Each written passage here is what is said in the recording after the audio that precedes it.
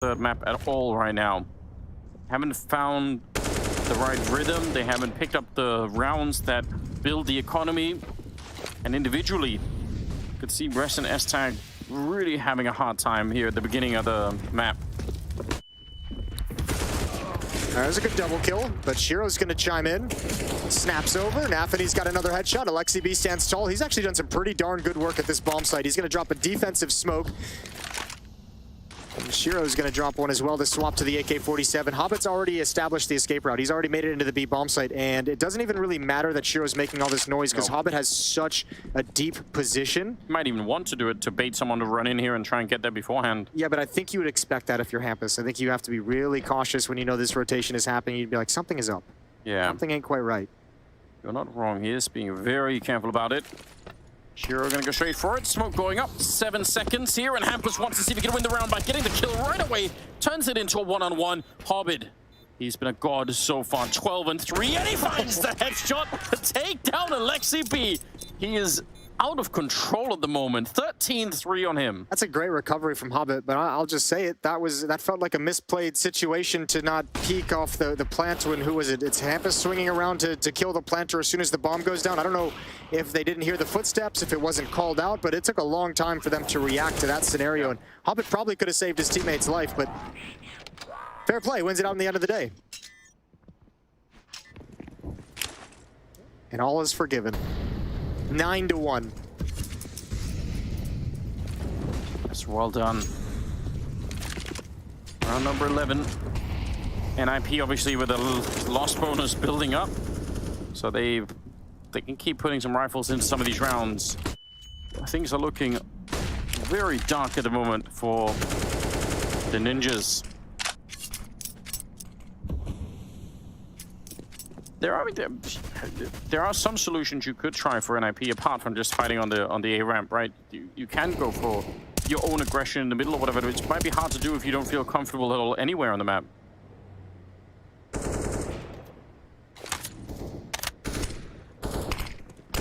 Ooh, even blind Nafany almost finds that kill onto Brolin. HE grenade to clean him up though, and now for NIP, some breathing room, a 5-on-4. It almost feels must win. NIP's defense pushed aggressively in towards middle. But again, S-Tag's on his own. And he's lost this duel a number of times, and now he's only got an SMG. So NIP really putting him on an island. Rez falling back to help out. He's got an AWP and plenty of support utility. Yeah, I agree. I mean, must win, I agree. They got to make this 9-6 somehow, just to keep it going. Molotovs raining all over the place outside of the B-bomb site. They see the AWP back in the corner. Hampus goes down to Shiro. And that's right back into a 4-on-4. S-Tag up close. No more nades on him, so I'm all down to the mechanics. 15 seconds. You're absolutely right. And a good find on Inters. Just has to stay alive. Just look at the clock. 10 seconds here. And there's absolutely nothing he can do to make it through. So, wasn't the most action-packed round, but it's... I don't think NIP care at this point. They just need to win the rounds. Ooh, go for this, Axel. Go for a kill. Go for a kill. Rez didn't expect it. Deny the AWP. That's perfect.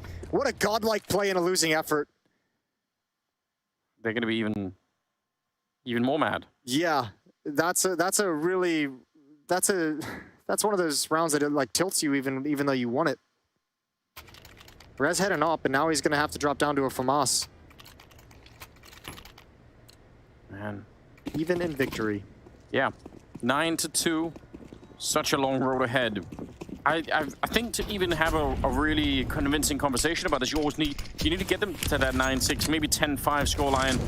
And then you could start to say, okay, NIP was ugly, but there's a turnaround that could happen here. There is a possibility. Good headshot there. Nafany going to be taking down Brawler to start the round with. Alexi runs through the flames, but Exile, he's more than ready. Double kill on him. Alexi and Rez both down. And S-Tag and Hampus, why even bother showing up? It probably feels like that.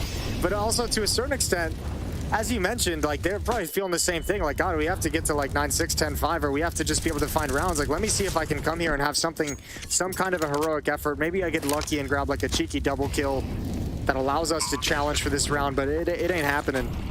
Good utility dump onto the planter, but Axile's still going to escape, and S-Tag hasn't budged. They've got to save the weapons they have, so 10-2.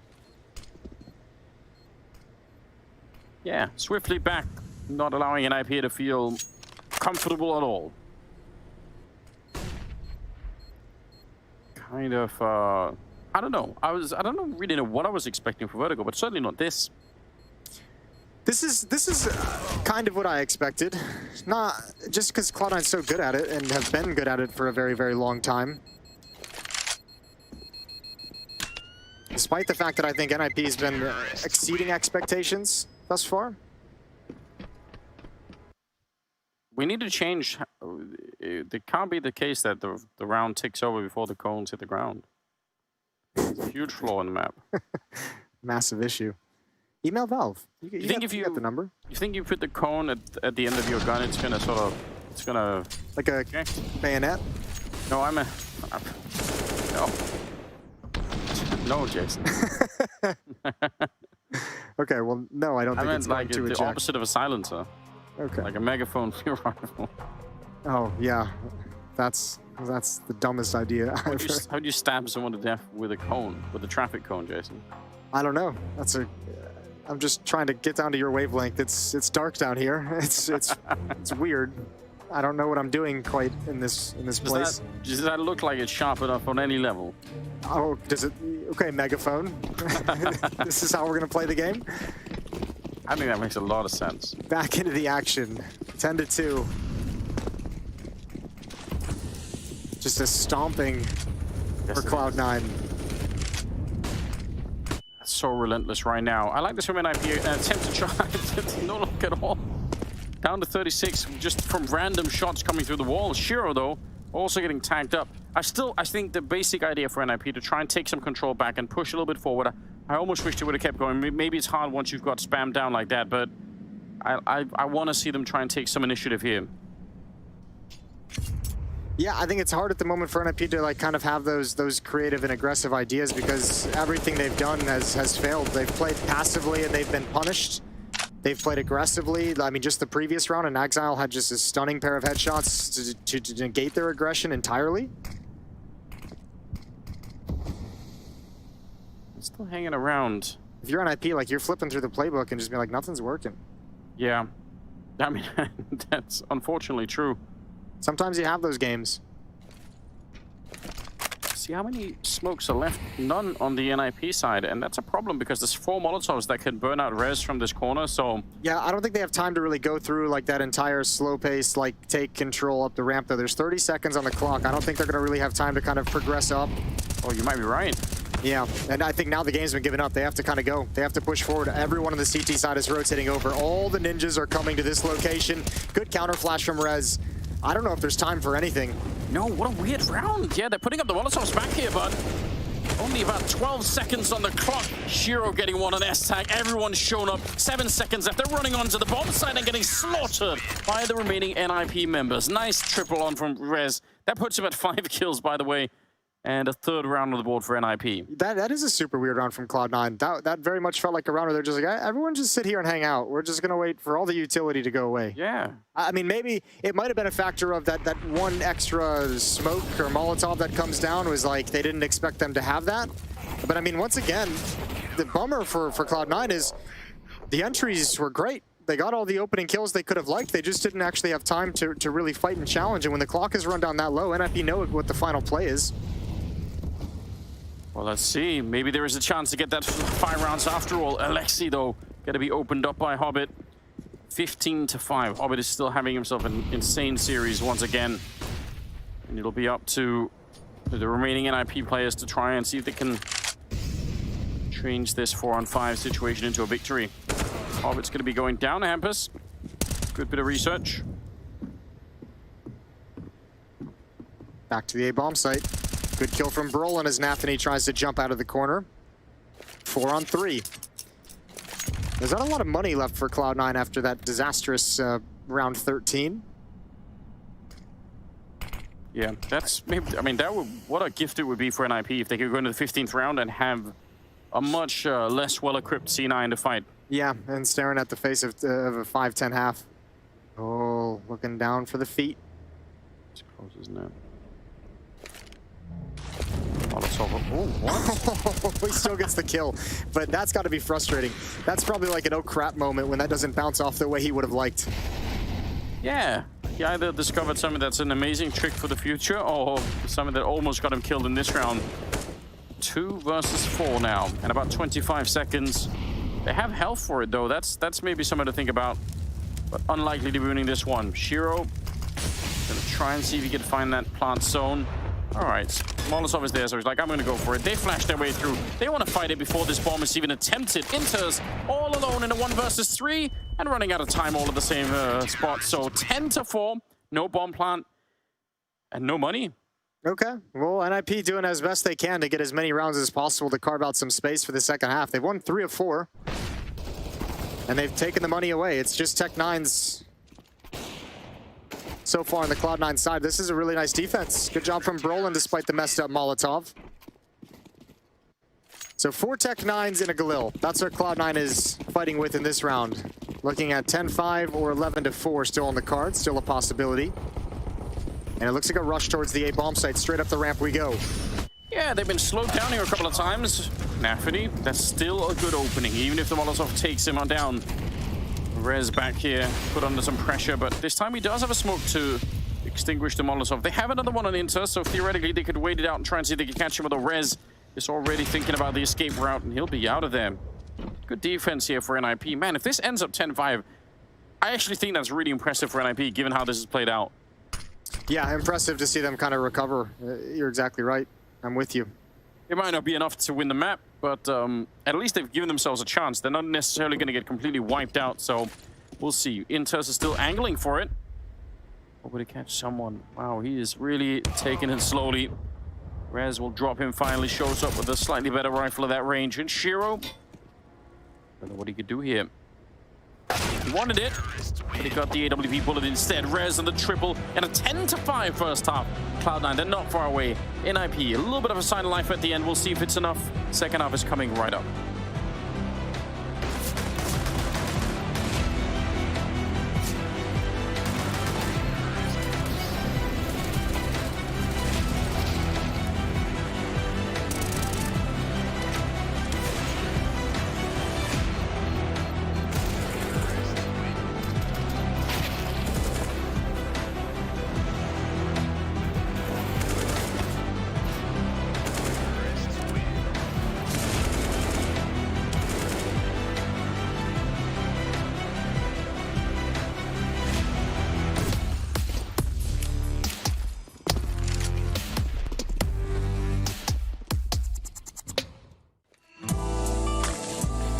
What up, future pros? I have a nifty fast A smoke I saw Apex throw to help you on your pistol A rushes. You throw this smoke from the T spawn and it will block off the left side of the A side, allowing your teammates to run up short with a bit of smoke coverage. To throw the smoke, first shoot out the glass above. Really, this is the only one you need to break, but shoot them all anyway. Then get yourself stuck into this invisible corner next to this beam. Aim between these 2 dots as shown and jump through the smoke. This smoke will soar through the sky and land perfectly to block off the vision of short from the bomb site nice and early. As long as your teammates take out anyone playing close, you will have a decent standing to win the round. Good luck and rush A?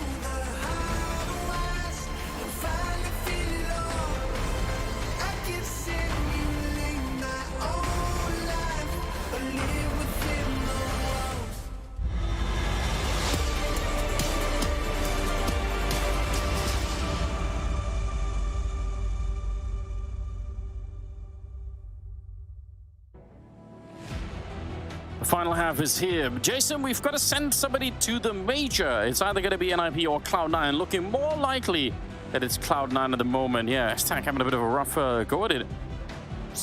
Monitor had a problem at some point. I don't know exactly. You guys maybe at home know better than we do. But either way, it's the second half that's coming up. Is there any way for NIP to bring this one back? I don't believe so. But you know, Anders, there's always a chance. And I know we hate that answer. I'm gonna say they're gonna lose, but there's certainly a chance of some kind, a low percentage. Nathany. That's a tough angle with the USB. Gonna challenge, and he gets gushed. He sticks around. Hobbit's got the kill. They've got a firing squad.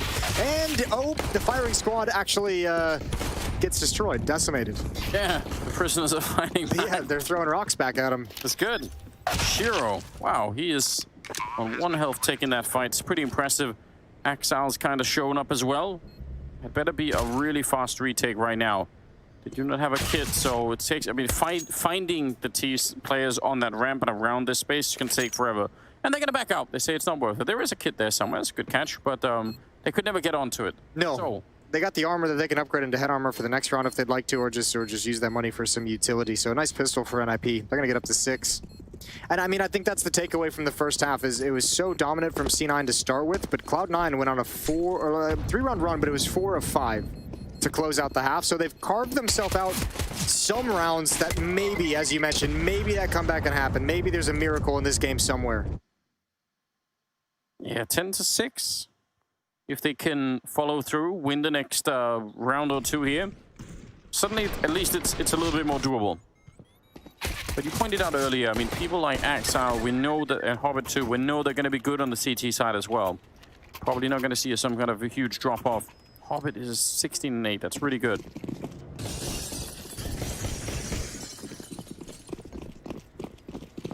But we're going to find out. They actually buy up into this round very aggressively. 5-7s.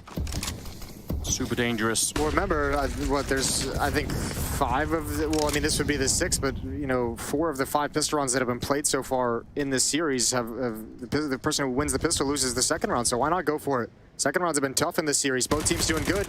UMP with a nice start, 1 for 1, as Axile takes a backflip off the skyscraper. And a defensive smoke laid down by Inters that allows Shiro and Hobbit to rotate over. More grenades around the corner, but they don't really do a lot. A couple of HGs there from the CT side that don't really touch anyone. Alexi's waiting for it, expecting that maybe there would be a flash coming through. Hobbit right on the other side with the C-set 75.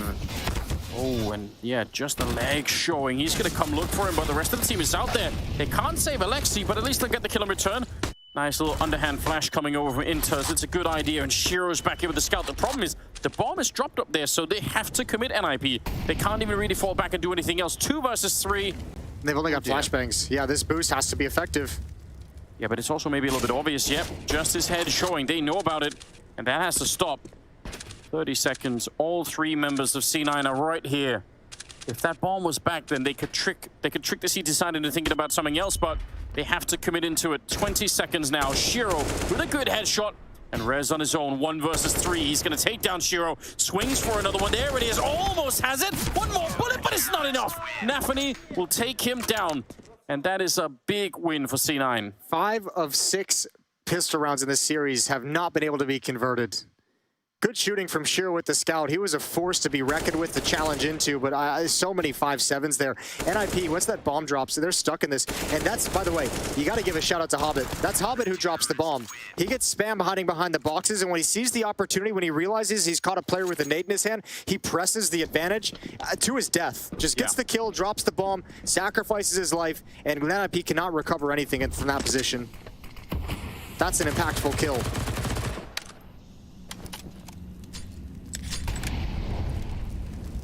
Absolutely devastating for NIP. That dream of getting to the 10-7, maybe even 10-8 type scoreline, all of a sudden looks much more difficult. They've bought up back into it though, which you got to appreciate. Oh, the floor smoke didn't, or the floor molly did not work whatsoever. Bounced back right back at him. And that was a big piece of the puzzle to make this hit work. Axile's a little bit blind. They've gotten close up on the boards, jumping over, and he's only able to get 1. Good shot from Rez. Yep, spinning around. Inters had the right idea. Good call to check that out. Shiro Almost just accidentally shot through. Deep nade. I think they're already out of there. It's Nathany who needs to create the opportunity for this retake, and oh, Hampus has no idea. No idea. Yeah, hiding under the stairs. They're boosting up on the other side. But if he sees that and he holds his trigger. Oh! He's gonna be found. Alexi, he must have almost had a heart attack seeing that. And do they still want to go for this? I don't know if this is a good idea anymore. There's already a lot of time off that bomb.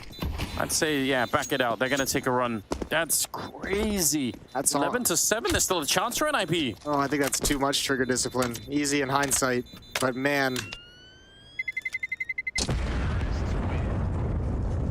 I can't believe Alexi was looking in that direction. Why would you be looking in that direction? I guess he's at the bottom of the bottom of the totem pole. Yeah, this was awkward. Bounces right back at him. Whoops. Sorry, guys. That's a pretty important smoke. He's not looking there eventually. I think he just moved his mouse randomly, and he was like, oh, all right, I'll take that. Huge kill to get. Yeah. That's crazy. 4-round gap. What if that is the round that that sparks the comeback here for NIP? Look at the scoreboard for them. I mean, apart from S-Tech, who had a miserable time at the B-bomb side. Yeah, I just think that I think the challenge that NIP is really going to struggle to get over is when Cloud9, when their economy finally gets settled, whether they win here and go on a little bit of a streak, or whether they finally lose and have to save. Once Shiro gets the op out, I think this defense just reaches a whole new level. And NIP at least have avoided that scenario. That's going to go for take 2. See if he's got it this time. We're all watching. Whole world watching. The whole world. Too much pressure for him, isn't it? Like I think they've got I wonder if he can pee in public. I've never seen him in the bathroom. Oh, no. Oh, he can't pee in public. He definitely can't. Also worries me that you've been spending time out there looking for him, but okay. Don't worry about it.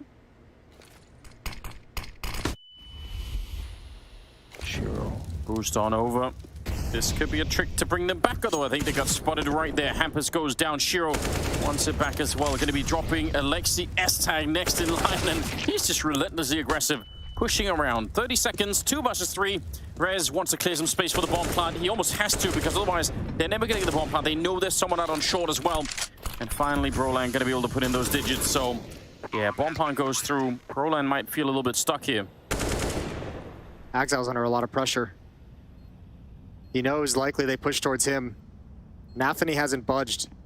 Rez has been spectacular in this round. Second kill, second headshot, and it's all on Nathany. But no kit, and he might just want to pick up an AK-47 and bail out.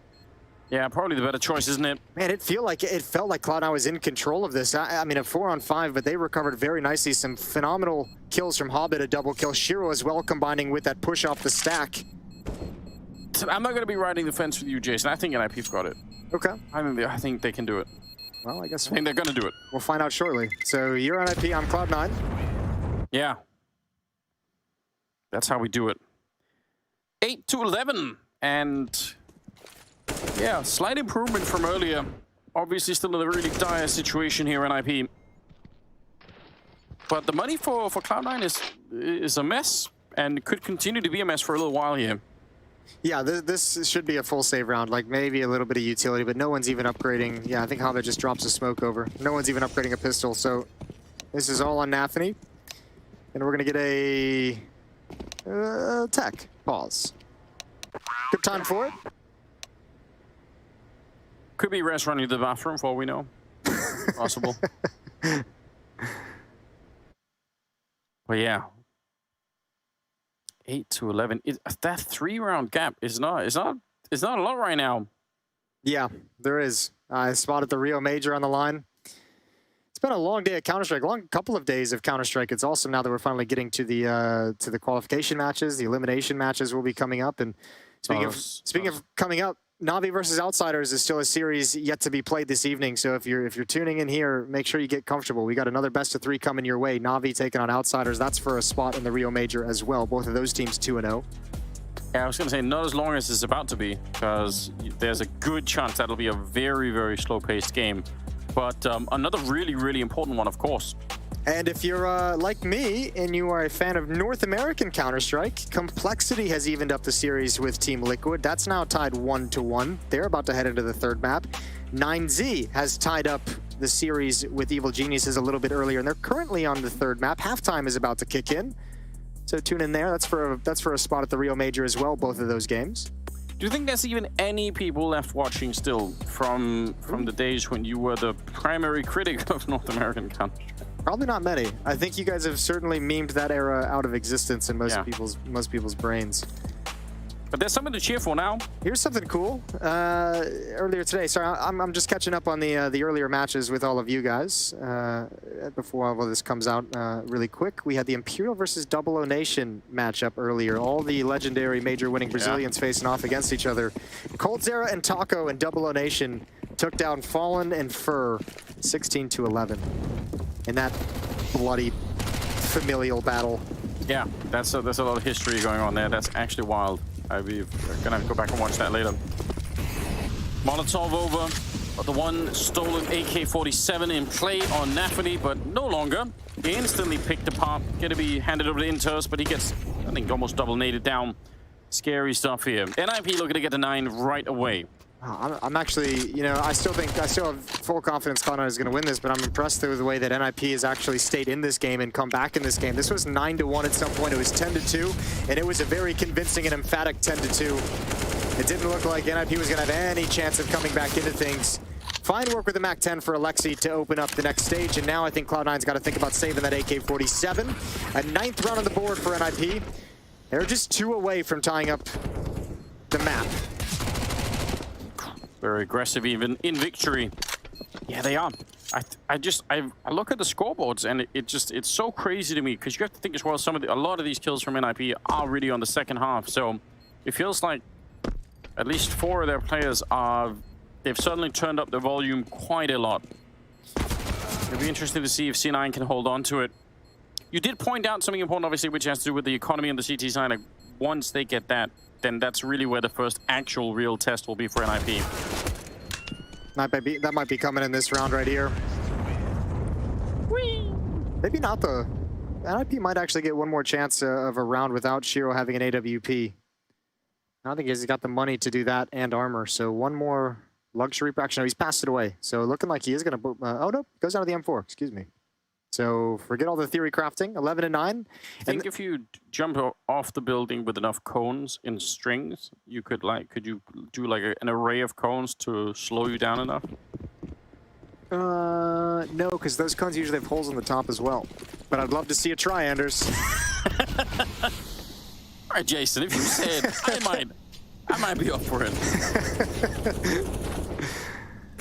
5 rifles for Cloud9. I mean, this is actually kind of best case scenario for NIP in the sense that this is now the 6th round of this half they've been able to. I mean, we're 6 rounds in. They haven't had to encounter the Shiro op yet, and I mean, you're gonna love that. The losing bonus hasn't been able to build up. Right. Yeah, that's a big difference. Shiro's been terrifying to deal with ever since his long siesta on the first half of Inferno. He's back. Nothing like a power nap to get you back in the game. A bit close. Roland will take him down. That's not something Hobber's used to. Everything's been going his way. Oh, here's the fight they need. Grenade to drop NAVI on top of it, and that's a 3-for-1 trade. Shiro's still hanging around. That might be the only surprise, but they're kind of looking for it, and he probably needed that kill. It's great that he does the damage, but the information is everything to them. He'll burn Alexi B somehow. Molotov must have spread down on the low ground, and he's drawing a lot of attention. Axile's not to show up. Oh, wait a minute. Hold the phone. Shiro gonna get that headshot. Axile, stay alive here. They can get him out of there. What a turnaround from Shiro. Yeah, I can't believe he's held onto it. And NIP cannot run because they'd give away the game. The footsteps would be able to be tracked the whole way with the verticality, so they've got to stick on this bomb site. 2 flashes, no smokes. This is going to be a challenge the whole way through. 14 seconds. Oh, what a headshot, Rez. He might keep it alive here, Shiro. Are they going to line up? Almost. Just 9 seconds at the end when they get that final kill. And they'll win the round. That is close to Shiro stealing the entire round back. I mean, they could have had that one definitely 10-11. Yeah, but give props to Brolin. This sequence is so disgusting. Okay, we're not going to get it, but that ability to find a kill, turn while you're getting spammed and find an immediate headshot and transfer down is incredible. NIP is on the verge of tying this up. Chiro grabs an M4. Plenty of money in the next round for the AWP as that losing bonus is now maxed out. Oh, okay.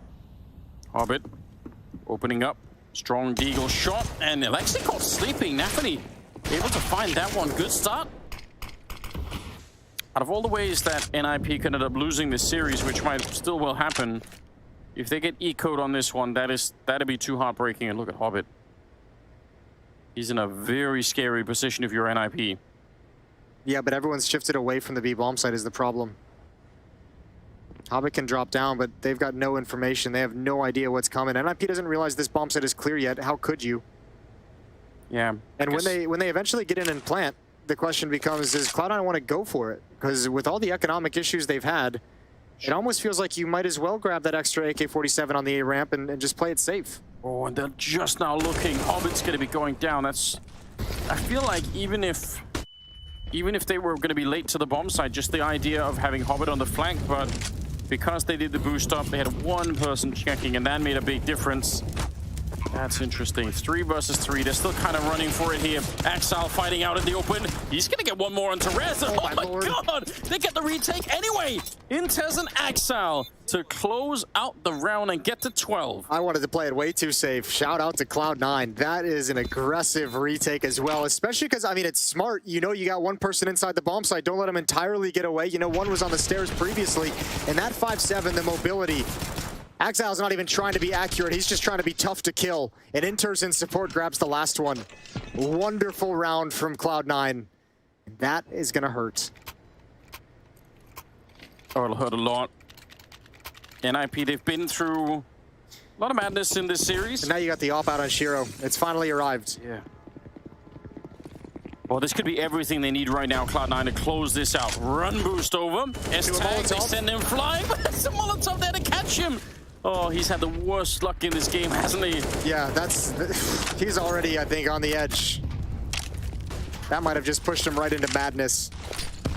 Deep grenades exchanged. Damage is done more towards NAVI at the top of A ramp. What a way to die. Run boosted into a Molotov. Oh, no. He looks chill, though. At least it looks cool. That's a way to go out. People out to dry. People are going to remember that one. It's, I think what the kids called planking at some point, wasn't it? There's a strong defense of this B bomb site between Inters and Exile. I take that back. There's a strong defense here between Inters and Hobbit, who's now slid into position. That's on you, Jason. That's all on you. Hobbit, they're still doing fine. You're not wrong. The defense was good. But it did seem like you almost just summoned that HE. Smoke goes deep. And Hampus and Brolin, they need a miracle in this one. Hampus on his own. He's caught in the smoke. I think he just managed to dip through it, so he couldn't quite see what he was shooting at. He's going to get that one, but he's down to 15. And now the rest have shown up. They don't have an HE, but he has no health to take this fight. I don't see how this is going to be working out. Hasn't gone for the reload yet. Still 12 bullets here left on the magazine, so looking to Took. See if we can find anything over there. Ooh, almost a spray is in, but Shiro will be able to take him down. 13 to 10. 3 more rounds. And Cloud9 are at the major. Yeah, and NIP needed that plant. They needed it real bad. I don't know if they have a timeout. They might want to take it here. Money is busted. Money's in a really rough place for NIP. They might have to sit around out or at least descend to pistols. It's Cloud9 to take the timeout for him. NAVI wants to talk things over. They can see the light at the end of the tunnel. 3 rounds away. Hobbit with 22 kills. I think he was the top performer on Inferno as well. He's been logging in a great series. It's very, very cool to see. Hobbit, so much experience. Came up playing under Zeus at some point. Yeah, his rise right before the Krakow major, right? Right at the end of, I think, 2016, he joined that Gambit roster. I believe so. It's got his MVP at like that DreamHack Open, DreamHack Winter, Jönköping. Yeah, it's a long ways away. It's crazy to imagine, isn't it? Yeah, it's easy to forget that he's a major winner for whatever reason. He's playing like a major winner right now. Yeah, he is. 13-10, 24th round. Not a really deep bank on the CT side, but enough that they can afford a loss. NAVI and Hobbit trying to make sure they don't even get one. Some speed behind this one for NIP. They're only getting one kill so far. And Molotov back there, going to be forcing Rez out. That's the bomb now lost all the way up on the ramp. I like this idea from NIP, but it just gets shut down so hard. For that to work, they really need the opening kills. Let's actually just run and throw it off the map. Obviously doesn't have a chance now. That might have been an overextension. It certainly was from Shiro. S-Tag has doing more economic damage. One more kill would be incredible. Bomb is still up there, which is really annoying. Do it. Throw it over. Throw it in the elevator shaft. You don't need that. This is low percentage. Make him rebuy it. Yeah, the money is going to be tough for Cloud9 to lose that one. Give in to your anger. We know you're angry. Or just save it for the next round, you know, for yourself. Okay, that's fair. Could do that. That's why you always stay on the light side. Yeah, we know what it leads to. Yeah, he's slowly going to be escaping, so it will be 14-10 though. I mean, that got really close, and that's in spite of the fact that NIP actually started that rush with, you know, not a great conversion. That's actually one of those mistakes that you won't really know if it comes back to punish Cloud9, but that's a huge overextension from Shiro with the USP out, pushing with an AWP, giving it over to an opponent, and then losing a second teammate because of that. Yes. That's actually a massive turnaround. And I think Shiro should really, really be, not at the moment, but maybe later tonight, lying in bed trying to get to sleep, should be kicking himself for that one. I feel like if they qualify, they probably, it all goes out the window. But if something goes wrong, yeah, you'll be thinking about it a lot. Speaking of Shiro, he's got 18, Axel on 18, 25 kills on Hobbit. He's still quite far ahead of everybody else. Rez on 20, the closest one to him at the moment. 2 more rounds. 2 more rounds for Cloud9 to qualify for the major. They're not far off. They don't have an op this round either. True. Shiro's playing a money game with an M4. Making sure they've still got a little bit of cash built up to buy moving forward if it all goes south. Yeah, shot comes through. That one was close. But he's out of there. So we're going to be falling back just a little bit. Even more frustrating that they know whose ult that is. It took him so long to get it out in the hands of Shiro, and I think he only played with it for like 2 rounds. Yeah. That one almost connected. 3-round streak for C9 on this defensive side. NIP haven't figured it out. Nafany sees the gap in those smokes. That's a good find. Alexi goes down. Nobody peeks. Nobody tries to punish. And what an aggressive vertical stack down B. Axile and Inters know everything that's coming towards this direction. Middle is the only real weak spot in this defense, and nobody from Cloud9 is home. Or excuse me, nobody from NIP is home. And even with that vertical stack you're talking about, they're actually looking into the B-bomb side there. So, oh, what a flash around the corner. That could have been the end of the round already. That Molotov is really blown up against the wall, against the curtains. Yeah, that flash peek gives all the information. Even if you don't get nearly as many kills as it looked like you might have been with 2 or 3 lined up, you at least tell your team everyone's here and they have to go A. It's nearly everything. Hampus trying to get under the bomb site. Good spray on one, but the counter flashes are really efficient. Skiro is here. They don't even know. The silencer makes it so hard to know where you're getting shot from. So double kill for him. 12 seconds on the clock, and Axile's walking up right behind Rez. He has no idea where to look. No information that anyone can give him about where he is. And he's not quite looking the right way, but he still lands the headshot. What an adjustment from Rez. That's beautiful. What a clutch. What a 1v1 to win at a critical moment. And let's go back one last time at that Shiro play to drop the op, to hand it over to S-Tag. That little push that grabbed one more kill. Money is in an ugly place for C9 that has played an otherwise solid game of Counter-Strike. And that one little mistake is causing a lot of problems down the stretch. There's no op in this round. He still gets a double kill. But moving forward, this round, they don't have, I mean, man, the money they had to respend in the previous is really punishing. Pistols with no armor. Absolutely wild scenes. Pistols, no armor. Now remember, they did win that one round at where they had next to nothing, and Was it Exile ran wild with a 5-7? Yeah, but they won it by initially having like 3 to 4 players at the A ramp with a perfect trap setup. This one, they're spread across. Hobbit's in a cheeky little corner that gets checked and cleared.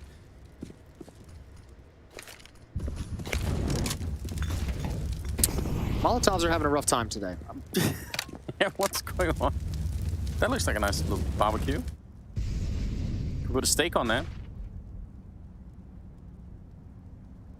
Some chimichurri. Shiro blinded. Can't pull any attention away from Nathany. And can't get anything done himself. So, NIP well on their way to a 12th round. And despite the struggles, despite the ugly first half, I think NIP, I wouldn't say comfortable, but they got to start being confident at this point with this kind of a half that they're logging.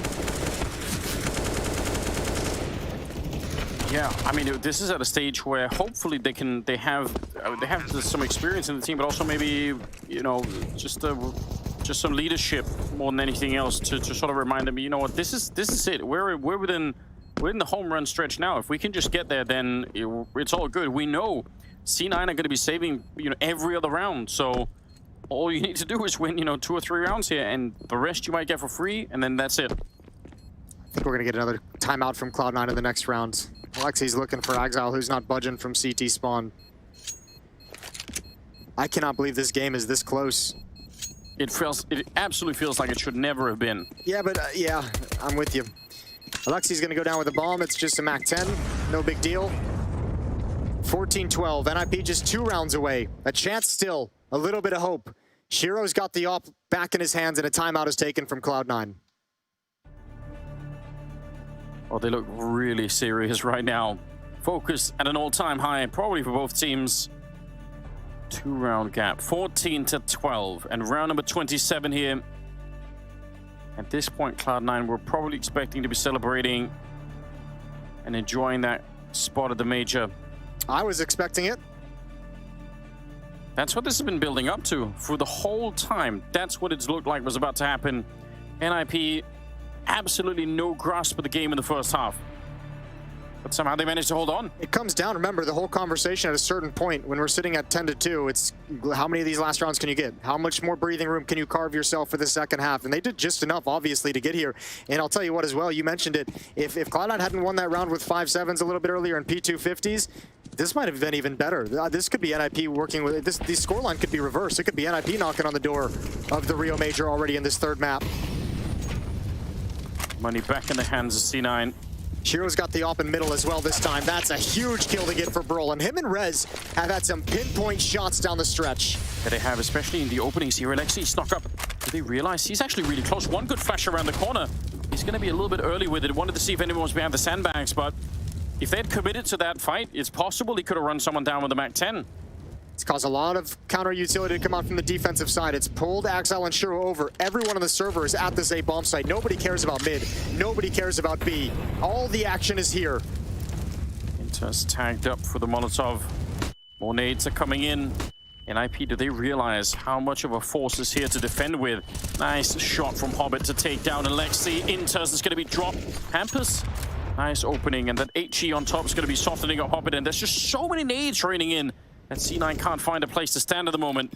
3 on 4, and the bomb is being planted. No one there to stop it, and that is a huge problem here for the CTs. They've got no kits. It's all up to Hobbit. Can he get anything? No, he's blinded, destroyed. What a flash from Brolin, and now it changes. Save the weapons, pull back the AWP, pull back the M4. It's time to bring everything into the next round. NIP inch another step closer. They started that hit so early in the round when Alexi's challenging with the MAC-10, maintaining presence with the MAC-10. That hit actually takes so long. What good poise from NIP to not ever overextend, to not ever commit before they're ready. Rez and Brolan right now. Great duo to have to come alive at the end of it. 15 health on Brolan. Wow, it's enough. 14-13 scoreline, but that's not the real issue. The issue, the money. Obviously, from NIP's point of view, it would have been even better if they could have found the last 2 rifles here, but they did not want to hunt for it, and I can't blame them. I think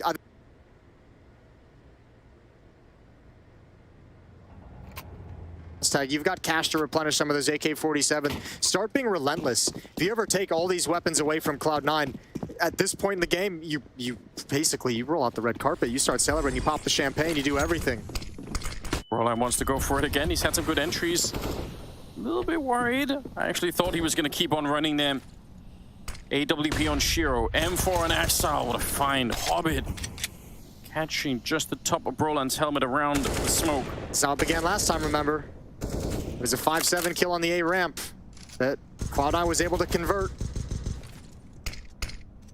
Hobbit's going to sink away from this. Actually going to use it as a one-way. That's a risky play, but it could yield huge results. Molotov into the position. He doesn't care about that. No, that might even help him further. Makes it hard on the other side. A little bit of a spray coming through. Did he get out alive? They're hunting him down, but Alexi's going to get caught as well. Great 2-for-1 trade. Hobbit, he'll take that. Take that all day, but Nafany's the only one here, and he's got a P250. Inters and Shiro are starting to shift, starting to rotate over. Nafany with his back turned. Yeah, no way of knowing it. Way too much of an angle there. Shiro misses a shot and res. Oh my god, he's come alive, hasn't he?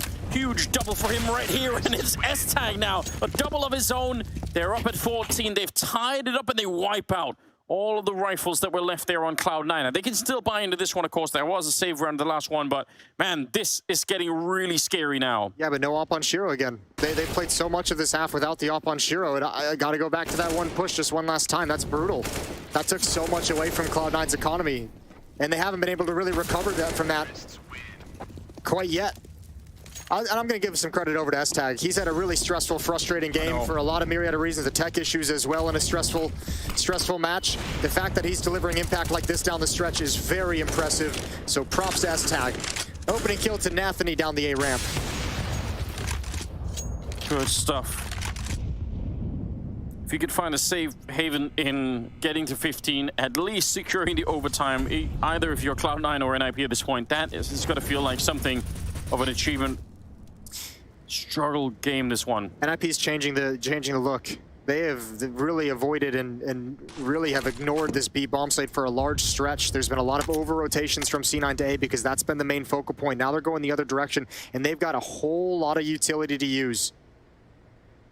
Axel, he comes back. The timing is so unfortunate. If he would have stuck around, he could have caught one of those boosts, but instead, he switches back S-Tag to open it up, and Hampus on the follow-up. Only one defender left. Inters, he's so flashed. And the Molotov behind him. Shiro's going to be going down. They're getting picked apart. NIP, 2 kills away from getting the 15. Inters wants to follow it up, but they're so aware. They know everything. Nafany on his own, and NIP, they'll find that 15th round before Cloud9 can. Unbelievable scenes. Yeah, what a turnaround. This has been 5 in a row now for NIP, and you know what kicked it off? The 1v1 victory from Rez, the 1v1 clutch over Exile. Yes. Absolutely massive round that took all the wind out of C9 sails, and it's taken all the money away again. One last time.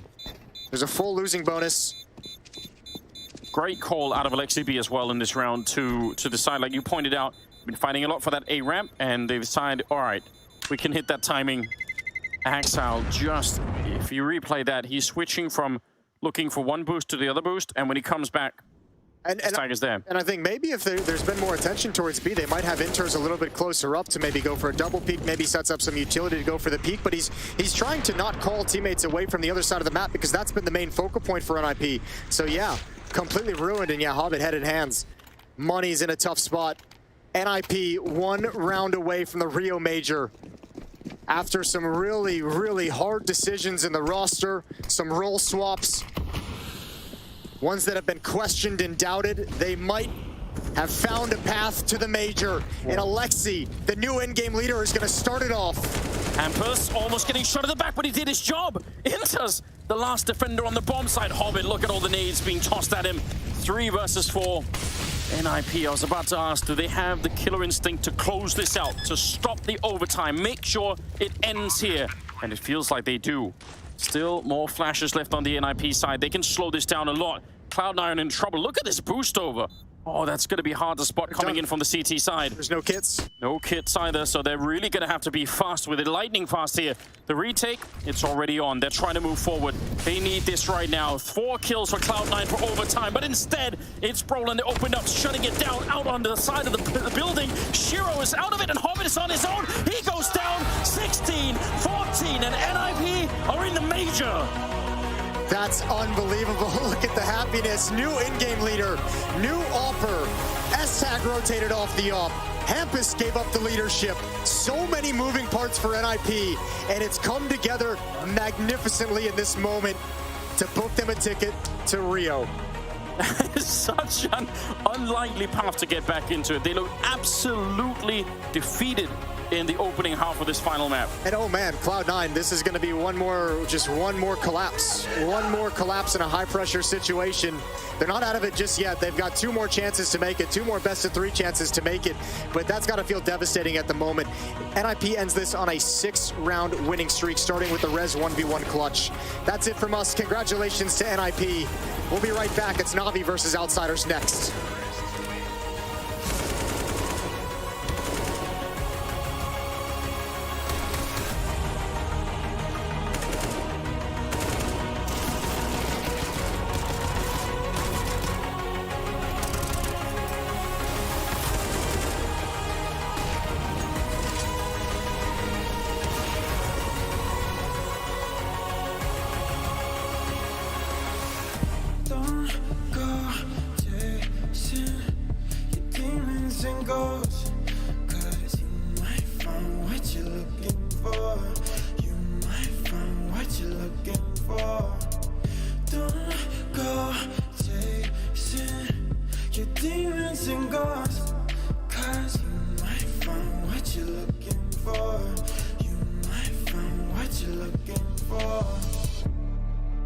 We both know we're not the same without rock bottom.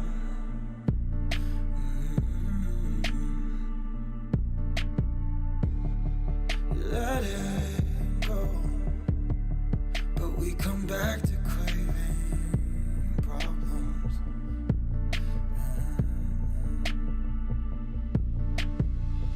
Am I your favorite kind of shame? Do I make you wanna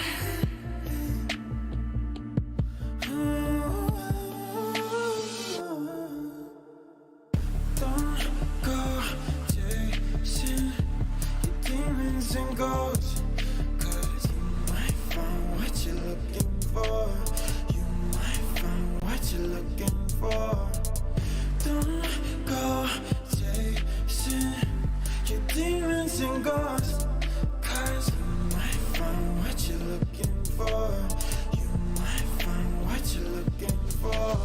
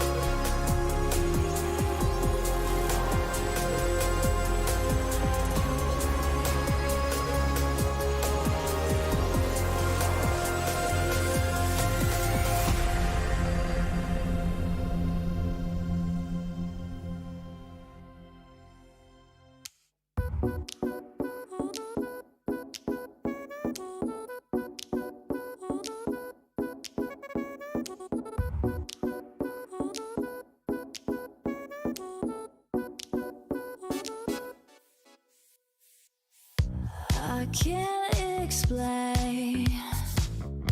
I can't explain it.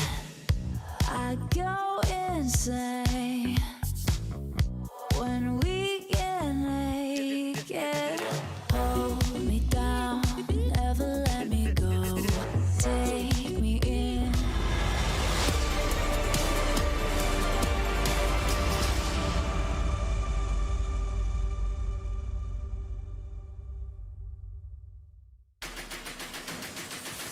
Pajamas managing to be the second team to qualify for the Rio Major, and Alexi B, a momentous occasion for you. The first tournament as the in-game leader of NIP, managed to qualify for the Rio Major. Can you put into words what that means to you? Honestly, not at the moment. I feel so euphoric, it feels like. I think I got a heart attack when we won that round. Like, I screamed so hard. But yeah, I'm super proud of us. It was absolutely incredible to witness, particularly as Hampus, it didn't seem like it was going to be going in your favor. You managed to get 6 rounds in a row to be cementing that map versus Cloud9. Can you tell us what exactly you guys changed to be getting in that zone and managing to qualify? He is the ideal now. Yeah, no, I mean, just from your perspective as well. It's not a meme. No, it was good. He just said we do this round every round, and then last round he said we do I have a weird round where there is rush mid, so yeah, it was good. Alexis was good. Yeah, I mean, definitely a great result indeed. I mean, we do have our beautiful check to be handing you guys as well, the second team to be making it to the Rio Major. I know, Alexi B, quite an emotional time for you, but anything to say to the fans at home that have been supporting yourself and NIP now through this journey? Just thanks for trusting me, that's it. Amazing stuff. Thank you so much, guys. Huge celebrations, and we'll be seeing you in Rio. Round of applause from us in the studio as well. Well deserved by NIP. Hard fought over Cloud9, and they book their spot at the IEM Rio Major 2022. Cheeky Hampus there trying to throw off Freya in the interview. I'm sure he is elated. Lexi B, few words from him, but, you know, he said, thank you for trusting me. And yeah, big, like, shoes, not necessarily big shoes to fill, but there was a lot of weight on Alexi B's shoulders as he joined this roster. And you know what? He's delivered. There was a lot of, you know, a lot to prove, right? We spoke about that OG roster, how they couldn't find success. Then he moved to G2. With those pieces, who couldn't find success. And right now, they beat a crippled Astralis in the best of 1. They took down Bad News Eagles convincingly. But this win for me was a legit one, especially because they were 9-1 down, Kassad. 9-1 down. And sure, Cloud9, they might have capitulated a little bit, but that requires tenacity, mental strength, and everyone popping off to bring it back and close it out. So kudos to them for making it. Alexi is just good. That's what I heard in the interview. The only you heard what? Alexi is just good. This is the only thing that I heard that matters for me, right? They believe in him. They believe in what he brings to the team. Hampus has been playing great right now, and the whole best of 3, I think he's the top fragging. Yep. Fragging both teams. So this is the only thing that I needed to hear from them. You know, obviously coming into this third map, 9-1 down to the team that's Cloud9. And, you know, heavy on the ropes, they usually finish the job, right? And then you being able to climb up, you know, from the deep hole they dug themselves into. So it's really amazing to see, and big respect to them for qualifying in this manner. Yeah, before we get into individual performances, because there are definitely some to highlight, let's firstly look into one round. Round 21, NIP win, 4 CT setup. And this is a very important, and this round is so telling for me because they were abusing this A bomb site time and time again. Cloud9 on this buy have 4 CTs playing aggressive ramp, and see what Broland does. They slow it down, they're calm, the utility's on point, the trading is on point, and Broland just cracking it open. Look at the nade follow-up as well to assist, to get the kill, which Broland, you know, had started by getting the damage onto Daphne. And this was a full reactionary setup coming in from C9. Shiro tries a couple of heroics here, but still, the composure that NIP showed to bring this back is just phenomenal. Kassad, Vertigo, notorious for being difficult on the T side, and I think sometimes especially hard to break that A side. Usually more of the CTs to be found there. Were you impressed by how NIP approached this T side, especially considering that they were in a tough spot? They were behind. Yeah, I mean, at that point, you have nothing left to lose, right? You're down so in a big manner, so you have to try something.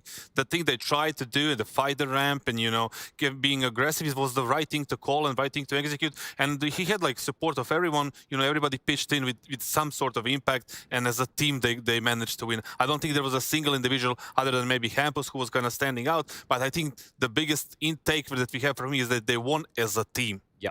Absolutely did win as a team. Nonetheless, though, we do have to highlight the individual performances, as we said. On Vertigo, Rez, 28-15. We know Rez is so important for all of us in Counter-Strike. You've got to get the right one. NIP have found theirs. And the thing with Rez, what you're going to see here, and this is still my question mark for this particular lineup, right? He is the primary opper. Again, he didn't do much work with the op in that first half, for example, but when it came to the rifle work, when it came to him being put in these clutch situations, taking matters into his own hands, that's when he was shining and just mowing down Cloud9 in situations where they had no business winning. So I still have question marks about him when it comes to his opping role, but as a player, he was a star in this. There is a reason why he isn't an op, because he's a good rifler. Like, he has always been. He has flashbacks, you know, in the old like tournaments a while ago when he was like performing well, and then we saw him in Katowice, I believe, on one of those events. He shows up and shines, you know, here and there, but he's definitely talented, you know. And oh yeah, for sure. We can see that that right here.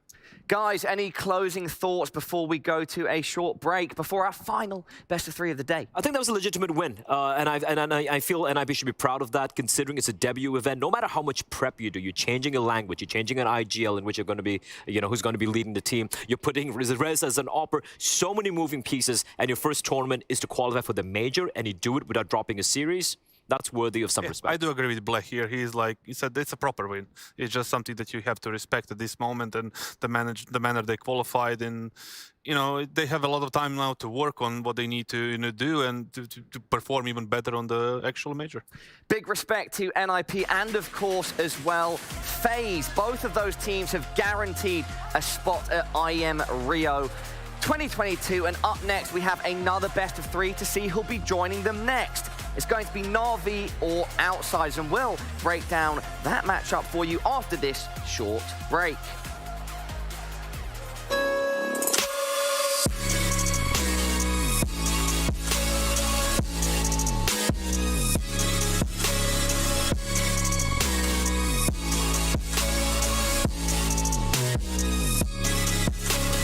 You love it, you wear it. What's your style? Get your merch at shop.eslgaming.com.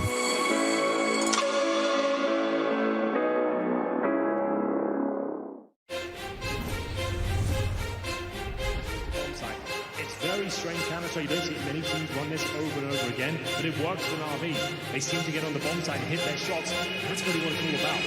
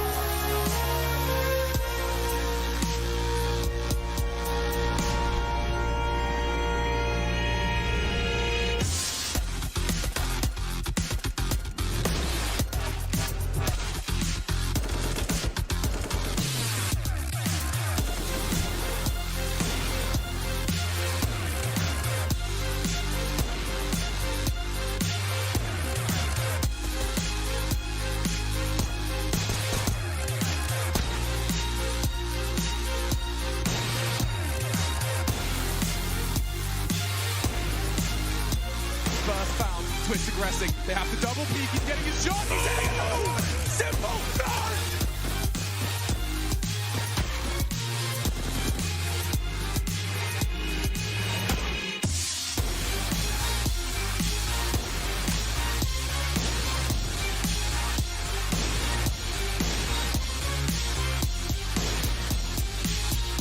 This is a shooting gallery for Simple.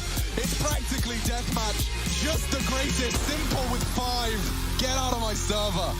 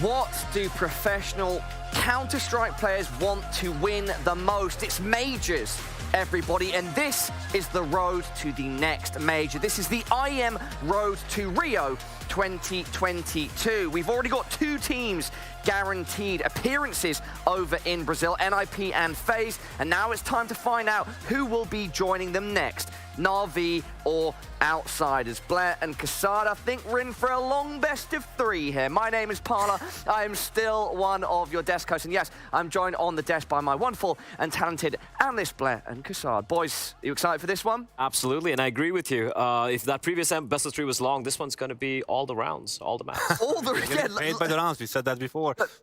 For me, the team that I'm looking at is obviously, you know, Outsiders. We saw Navi. We didn't watch Outsiders all that much besides the Pro League. I'm looking at them right now and their performance in the ESL Pro League season 16. They have been playing very well, and Fleet was there, one of their main stars in that tournament, right? And then he kind of took the spot of Yekindar in a way, and he delivered. So they're gonna be able to win against Navi. I'm not sure, but we can expect a good fight here.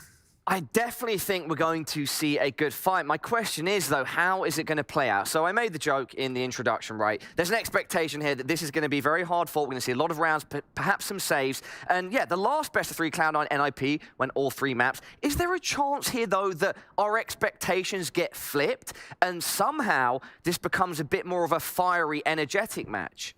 I don't. I really can't tell you that, right? Depends. From what we've seen for Outsiders, they're still going to be playing a slow, measured approach. I don't expect anything game time, and by that we mean a lot of time.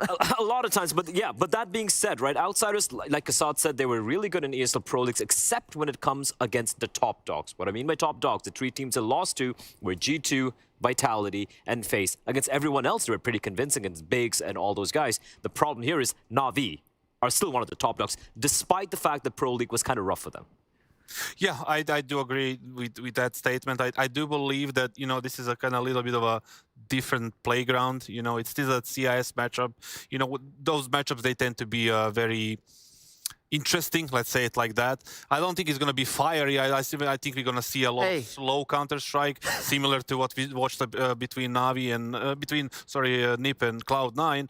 And it's going to be not very flashy, not very, like, you know, but maybe even so interesting. It's going to be relatively boring, but you know, it's still... It's going to be very cerebral Counter-Strike. I'm just hoping, all right? Going to be, you know, interesting to see who's going to qualify. Exactly. Either way, we've got our fingers crossed for some top-tier counter right now. kxad, one of the players that you mentioned that we need to keep an eye on is Flit. So let's bring up his tournament stats and have a conversation about this gentleman. Blair, what are your thoughts on Flit? Does he need to be a factor in this matchup against Navi? Yeah, I mean, kxad prefaces the entire thing by saying, you know, Flit coming in, you know, for Yekindar, not necessarily for Yekindar, but he's really stepped up to the plate, so to speak, when it comes to delivering for his team. He's been a consistent rifler in this particular lineup, and he's been, you know, heavily impactful, not just in ESL Pro League, but even in the opening games. And that's really helpful because James, as usual, continues to be the rock, the pillar for this team with an AWP. So he's being a very able right-hand man.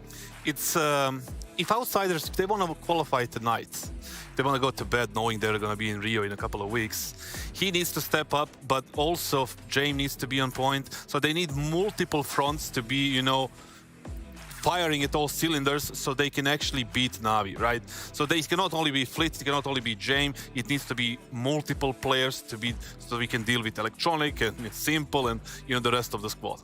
Yeah, after this package on Flit, we can also take a look at his recent stats from ESL Pro League Season 16. There we go. Pretty solid, and he will at least, in my opinion, need to carry this form. But I do agree with what my analyst on the end of the desk is saying, kxad, that it can't just be Flit. We need to see a rise from all of the members of the Outsiders, Blair. Yeah, here's the thing with Outsiders, right? The way to win is not like, you know, one guy just going absolutely ham or just going nuclear. Everyone's pitches in. Flit and James obviously being the, you know, the rocks for this particular team. But I think everyone pitches in the right way. Norbert has been very impactful alongside Kicker as well in getting space, you know, kind of being the guys to try and open up rounds when then you allow James to come on in and alongside Flit to kind of close out the round. So it's always a team effort. They're an interesting team to watch. Maui said once upon a time that, you know, right now, James... Wait, stop. Did you say they're an interesting team to watch? They're an interesting team to watch. They can be boring. Okay, he's out. This snooze fest for him. Whatever. There's a staircase beneath you, by the way, so you can just, yeah. Goodbye, kxad. I'm going to break my back if I try to do that. I think no, but memes aside, right, James does call a great a great game of Counter-Strike. It is boring at times, but I like it. It works. I like how you said it and you realize what you just said. But it's still interesting. They win. They win. That's an important point. It's fine. When you win, it's fine. I'm not saying I'm not diminishing wins. I'm just saying you're not. Guys, I have to move the discussion along somewhat. Let's in the green room. Let's start talking about Navi before we start getting into fistfights on the desk. All right, so we know Navi, one of the best teams in the world. They arguably have the GOAT of Counter-Strike global offensive on their team. What other factors do Navi need to be bringing to the table to outlast Outsiders if it is going to be a long best of three? Look, Navi have not been in championship form for the past, since the ESL Pro League, right? And they've continued the trend. And sure, they had a couple of wins recently. It was the best of ones. I'm just taking a look quickly at the teams they beat. And there was a pretty reasonably impressive win over Mouse, who have been showing that they can pull off a couple of upsets. They had a very easy win against Illuminar with Electronic dropping 41 kills. But this is not the Navi that's going to win a championship. That's the problem. I want to see Simple getting, to his own normal level. 1.50 rating? Exactly. And I think it's the right time to do it. It's a qualifying game. I wanna see Simple delivering numbers. I mean, if that's going to be... Okay, yeah, fine. A win condition is Simple, just being a god in the server. Yeah, Navi wins easy. All right, Blair and Kassad, before we go into vetoes and get any final thoughts, we can hop on board for a pre-match interview. Freya is down on the floor with the gentleman that I just mentioned, arguably the GOAT of Counter-Strike Global Offensive. It is Simple. Simple, great to get to catch up with you ahead of your matchup versus the Outsiders. Full qualification for the IEM Rio Major. I do want to ask about Electronic, though, because going back to your first game here versus Illuminar, he went absolutely bonkers with 41 kills in the space of literally just 20 rounds. As a long-time teammate of yours, did you see kind of any differences in how he was approaching that match, or was it just a one-off performance for him? Yeah, he was reading a lot Illuminar gaming team. And he basically always was with two other players. So he was the third one, and I mean, it was an insane game. Like when I was playing with him at that time, I felt happiness, because he was destroying, and I didn't even die. I didn't even die in City Half because everything was perfect.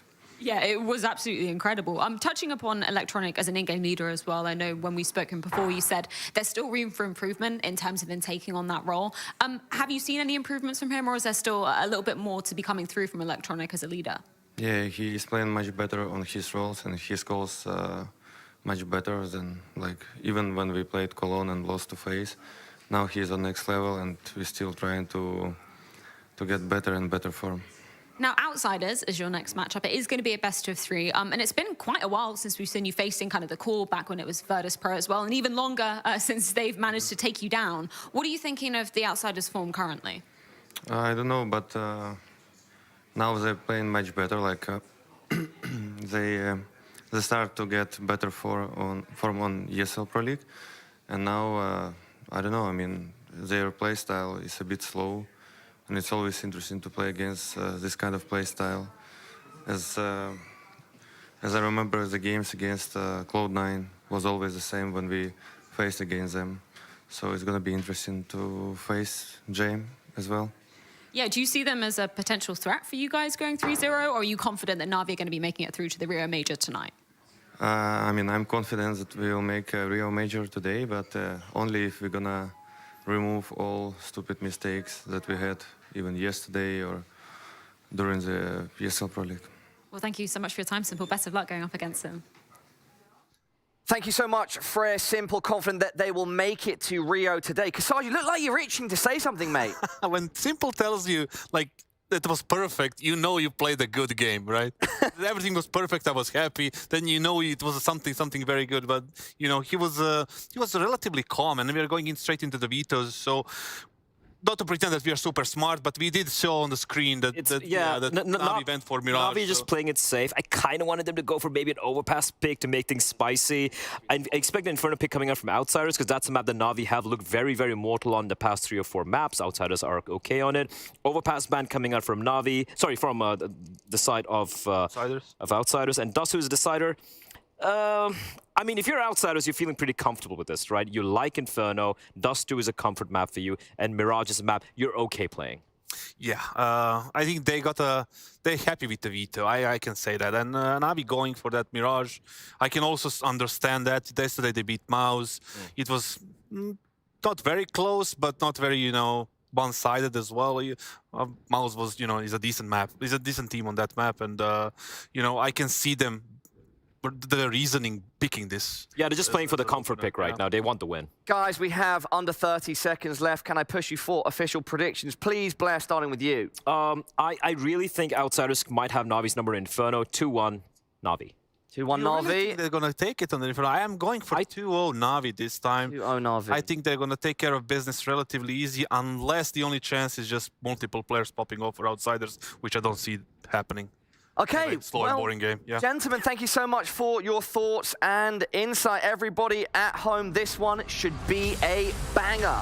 It's Navi, one of the best in the world, versus some very tough competition in the form of Outsiders. Going to kick off on Mirage. And remember, both of these teams right now are 2-0. The winner of this matchup will book their trip to Rio along with NIP and FaZe. And with that being said, casters, over to you. Thank you, Paula. Thank you, gentlemen of the desk. Yes, indeed. Navi versus Outsiders for another spot at the Rio Major. I love Kassad. Yeah, shout out to my man Kassad for keeping it real. And shout out to Paula, trying to pull it back. Great little segment. I love that. Record it, save it on the hard drive somewhere. Here we go. Pistol round is live. Navi starting on the offensive side of Mirage. It's looking like a retake setup right out of the gate for Outsiders. They got two players stacked up in the B halls. Kickert's going to get one as they come up the A ramp. That's Electronic. The hero of the other day is dropped early, but they're still going to have to give up the plant. They're still going to have to come in and retake this, and you still got to deal with it simple in that P250.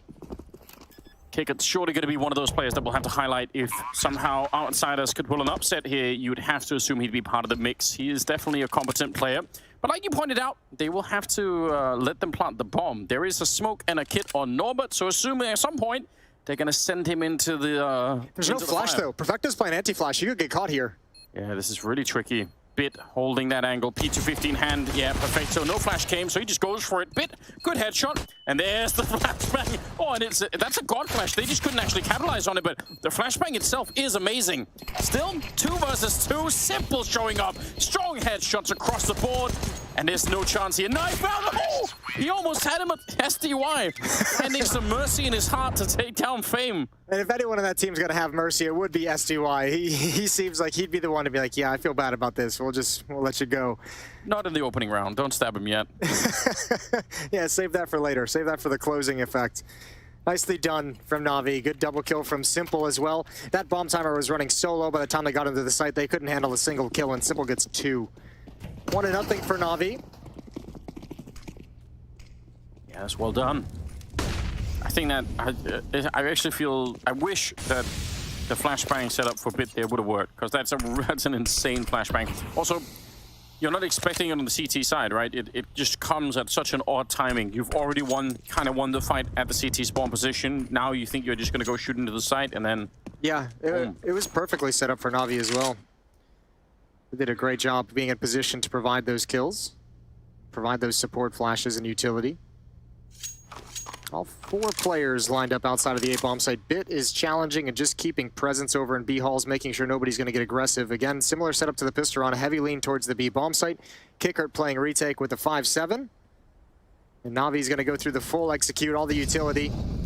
Player spotted. Kickert's position is known. No shift yet in the defense. No, they don't want to. I mean, their real hope here is that somehow it still is B, but we can tell that's not quite the case. Navi's taking their time though, moving up. I mean, they've given away the game. Everyone knows where they're going. Everyone knows where they're headed, and Simple's just now getting the bomb planted. SDY in position towards jungle. Mac 10 against the FAMAS. Needs a win, and he saw the elbow. Saw the elbow first. Simple is going to see way more than he wanted to. That's 3 players. I don't think they know yet the 4th. But there's a chance for this in the hands of Outsiders. No kit, no... Oh, there is a smoke. Excuse me on Norbert. There is. I think SDY just picked up a nade that he got from over at the window, so could be a little bit interesting. Yeah, HE going to be dunked right in on top of Norbert. A little bit painful. They're bailing out. They're going to try and save. Yeah, they want to escape. They do have an AK and a Galil stolen, so that's probably also part of the calculation here for them. They're thinking, all right, that's a lot of money if we can actually make it out. That's a big if. Yeah, and it's actually a good call. I think we'll see a couple, as Kassad was alluding to on the desk, you're going to see a couple situations. Ooh, okay. Grab that double kill. Why not? That's some valuable weapons taken away. as Kassan was saying on the desk, I think we're going to see a couple rounds where you're like, ooh, I kind of wish Outsiders had gone for this, yet they're choosing to save. This is one I think was the right call. That was one of the funniest things last time we saw them play, is that as soon as they stopped saving, they actually won a bunch of retakes that looked unlikely, but they were able to. Outsiders Vitality game from the I think round of 12 or quarterfinals of Pro League. Yeah, that was let's not do that again. You say that, but let's not do that again. That's all I'm gonna say. Save the AK and Galil. I think this is actually a good choice for Outsiders. I think it makes a lot of sense once you start to pick up that heavy rifles in a round where you have nothing really. Bit though charging in, knock out at least that AK, so unfortunate on the timing there. Norbert close with the Galil. There are two people in front. He's going to take a little bit of time on the spray. And Electronic not going to be slowed down at all. Spins around and takes down Norbert. Jame already tagged up and kick it here. Oh, that's actually Jame to pick it up. That's nice. A little spin around. They get Bit only the Mac 10 loss, so I don't even mind if Bit's out there hunting for it. That's probably fine. Yeah, and Jame and Kickert, I think we're going to see a save again. They want the armor, and obviously Kickert's now got an AK-47. Jame is providing cover towards Catwalk, so don't swing too wide if you're Navi. A third round on the board. I think maybe just as a little public service announcement, might be worth mentioning off the start here that even if at any point during this game we make fun of Outsiders or Navi for saving, we're not mocking them, because they do play really well, and that's, you know, they've shown it time and time again that this strategy of keeping the economy alive, especially on the CT side, is super powerful. So but sometimes we need somebody to laugh at when they're saving. We need to have a little fun ourselves with the viewers. We're all in this together. But it's super impressive Counter-Strike, it is, and you know they don't obviously dictate how the economy of the game works, so yeah, they just doing what they can to win. They just optimize it, which is what they should be doing. Speaking of optimizing, the op is out in the hands of Jame. Nice. Did my best. I like it. It's no cone parachute, but it'll do for now. Or a gun megaphone. But I like it anyway. Oh, I like this assertive style from Navi to start this out. Very aggressive down middle in the previous round. Very aggressive down middle again as Electronic leads the way. Bit's got to be careful. Clear this. It's a little bit sloppy. He takes a dink, but he gets the clean headshot after the fact.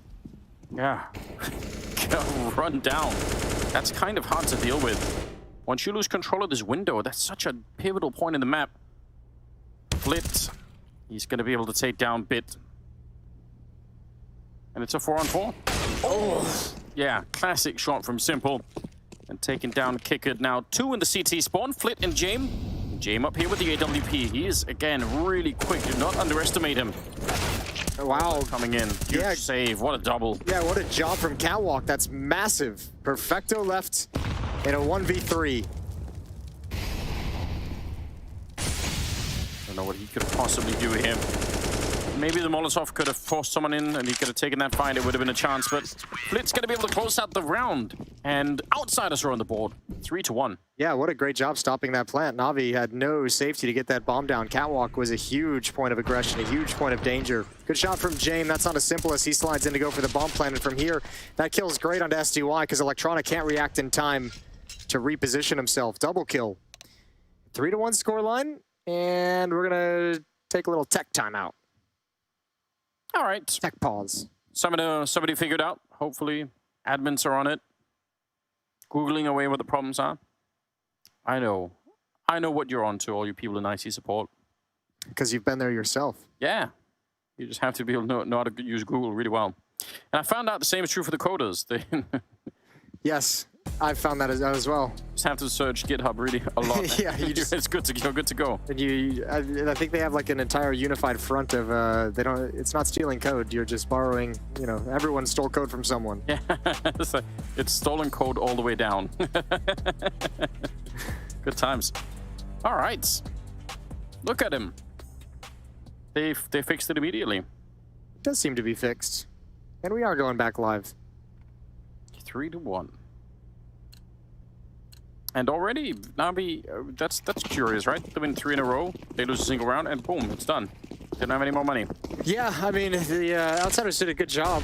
I mean, the second round was brought down to just 1 player surviving. Third round brought down to just 2 players surviving. So yeah, you put them in a weird money situation right out of the gates. A little bit unfortunate for Navi. But well done from Outsiders. Kickert is up on the balcony looking in towards Palace. Simple has the only deal for Navi, so he's going to take his time, see if he can find a pick. Jame with the op on the other side of this peak. I was going to say it's a 50-50. Simple could have hit it. He's not been playing his old self exactly, Simple. Not that he's been playing badly, but I just feel like I've seen less of the real craziness. Saving it for the major. Oh, okay. Saving it for the major. It's an old classic. I hope so. Yeah, I think that's been a story around Navi kind of starting to being painted from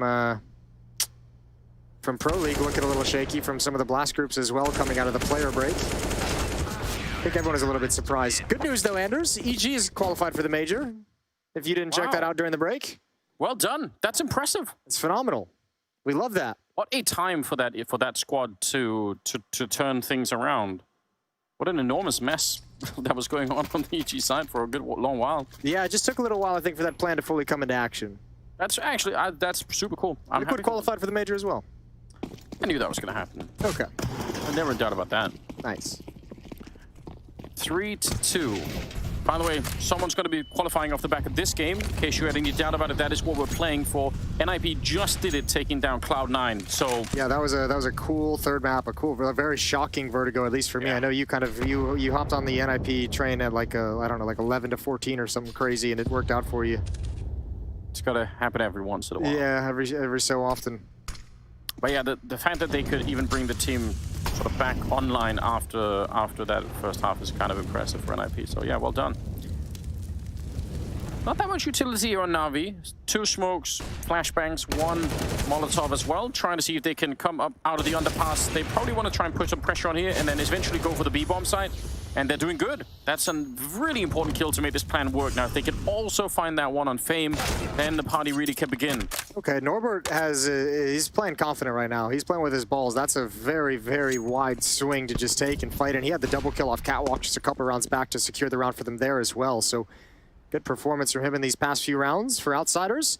Now, he has rotated away with the loss of Flit, which means you've only got 1 defender here, and that's Fame. He's got no utility, no nades, and they're very far away from him. So unless he gets a double or a triple, this might be a classic Outsider save round if he falls, and he's starting to push up into the open. Yeah, they're definitely set up for an immediate save. So all down to Fame to see how much he could do. He almost has to get a kill and fall back, and then maybe they could actually retake it 4-on-3. But if he just stays here to fight, even if he gets 2, they're so far away. Ooh, that's a good one, but traded immediately. 3 versus 3, and you could already see little arrows there. Started to slow down. Where's the nearest save point? Yeah. I mean, and the fact that they set up this way even tells you beforehand that they knew that was a risk. It's not like they get surprised by like, oh no, we didn't know. You know, like, yeah, that's the plan. Yeah, good luck, buddy. But again, just to reiterate for people who are a little bit confused about this maybe, they've proven time and again that what it means to their CT economy is it just stays alive. They're dangerous every round. It's so hard to put them away.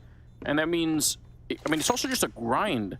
It could be a grind even in the best of 1 to play against, but in the best of 3, you know, it's like, oh, there's never a point in time in the game where you think, okay, that's great. We took all the rifles, we've completely wrecked them. Now that it's an easier time, yeah. We get some breathing room. None of that.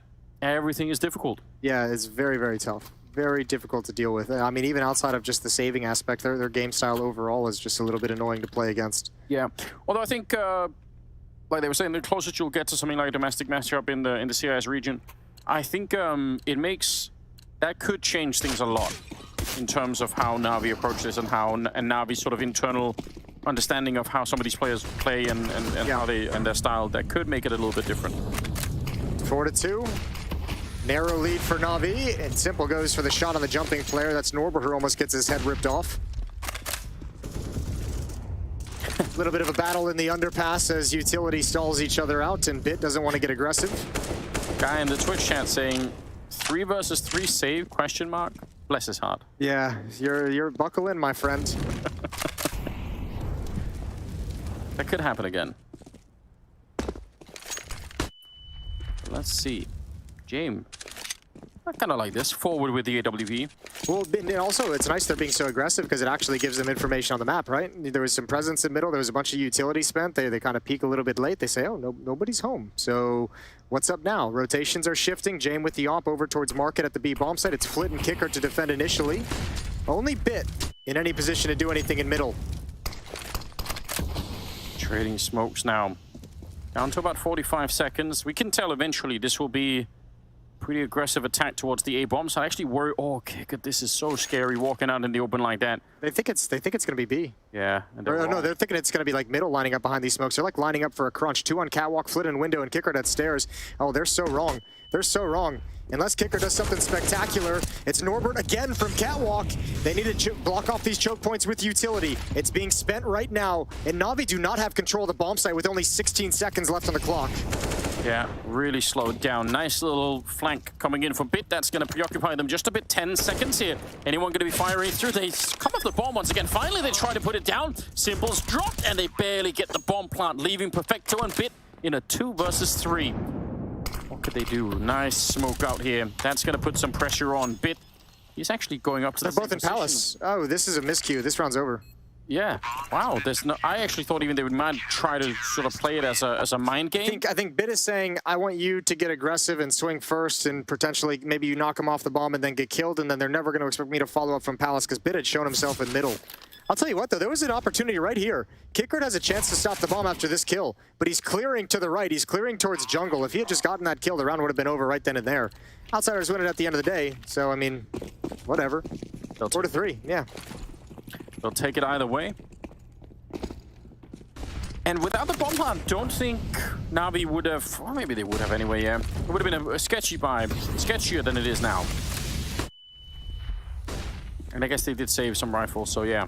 Norbert's playing a really good game so far. He's had some high impact, really critical kills towards the A bomb site from Catwalk. He's playing that position very, very well, especially considering he's the B anchor, so he's shifting in ways that is making it tough for Navi.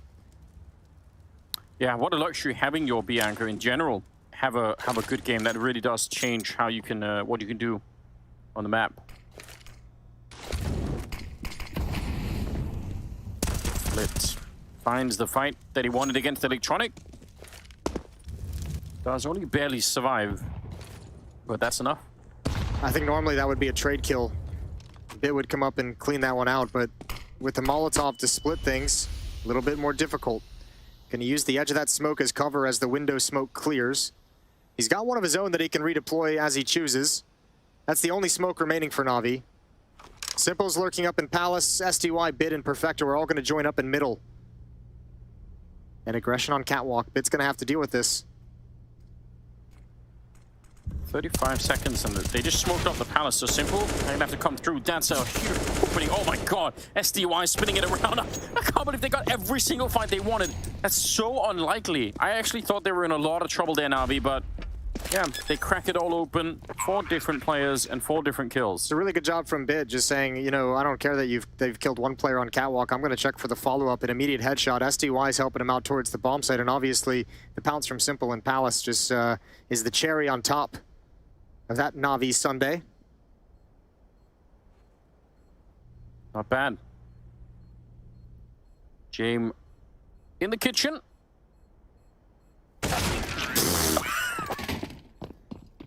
What just happened? No way. I actually am not even sure what happened. Why is that a thing? Was Jame assuming he'd fall back so it was like he didn't I think Jame didn't want to take the shot before the body appeared. Yeah.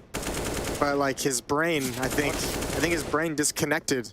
And just never sent the signal to his muscles to click the mouse. And Simple jumped into the... Alright. I think Simple was just so shocked. He's like, oh shit. Yeah, look at him. He grabs his heart afterwards. He's like, oh, okay. That was interesting. Possible that Jame wanted to not just save the AWP, but also the bullets that go into it. 2-round lead for Navi. Well, you mentioned it's so hard to like ever like really decimate the entire Outsiders buy and economy. This is a chance for Navi. Money is Outsiders completely spending into this round. They've got no cash left afterwards. Everyone's scraping together what they can. So this will be one of those rounds that look for them to call some kind of a save if there's an opportunity in it, in like a 3-on-3. Might feel like a doable situation, but they want to be able to maintain the guns and play the numbers down the stretch. But if Navi, if Navi gets into a bomb site and there's a potential for the retake, that almost might be the ideal scenario to take everything away.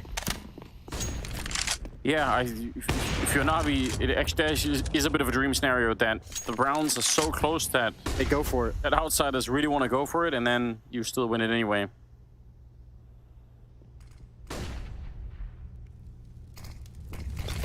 Four AKs, no, 3 AKs, 1 and 4 there on SDY. And let's just see. Connector, gonna be the main point of attack. This might be an interesting timing as well. They're here pretty quick. Very passive defense from outsiders. Again, a heavy lean towards the B bomb site. They have no information in middle, which is unusual for what we've seen so far in this CT side. And if Navi pull the trigger on this A hit up connector, again, this is likely going to be a safe scenario. There's not a whole lot of utility. There's obviously no kits, as we can all see. It's up to Fame and Kicker to keep outsiders in this round. Just a FAMAS here. I mean, I don't know how you even do that at the moment. Kicker at least a little bit better with the M4 here. Sees the gun barrel, but Simple sees him as well. And that's going to be it. Save. I'm calling it right now. Right meow. Classic reference. Ooh. Flip. Being reminded why you need to save. Yeah. That's a nice hit from Navi. I like the way that they're I mean, we've seen some very aggressive rounds start this half. Good kill, but you're not going to get the follow-up. They can salvage the AWP. It's actually, I mean, all things considered, him coming back and Norbert losing his rifle at the end of the day is very devastating. It's only going to be the op moving forward into the next round. So as the resident experts in saving guns, this is one of the worst saves we've seen ever from them. They're losing their touch, Anders. They are losing their touch. GM out here. Good shot. Puts up the smoke. Just wants to play it safe, and he will be able to. I don't think they're going to be able to find him, although they attack him up a little bit. Tickling him with the bullets. It's going to be 6-3 in favor of Navi.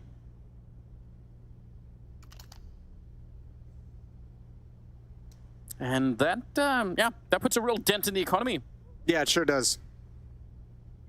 It sure does.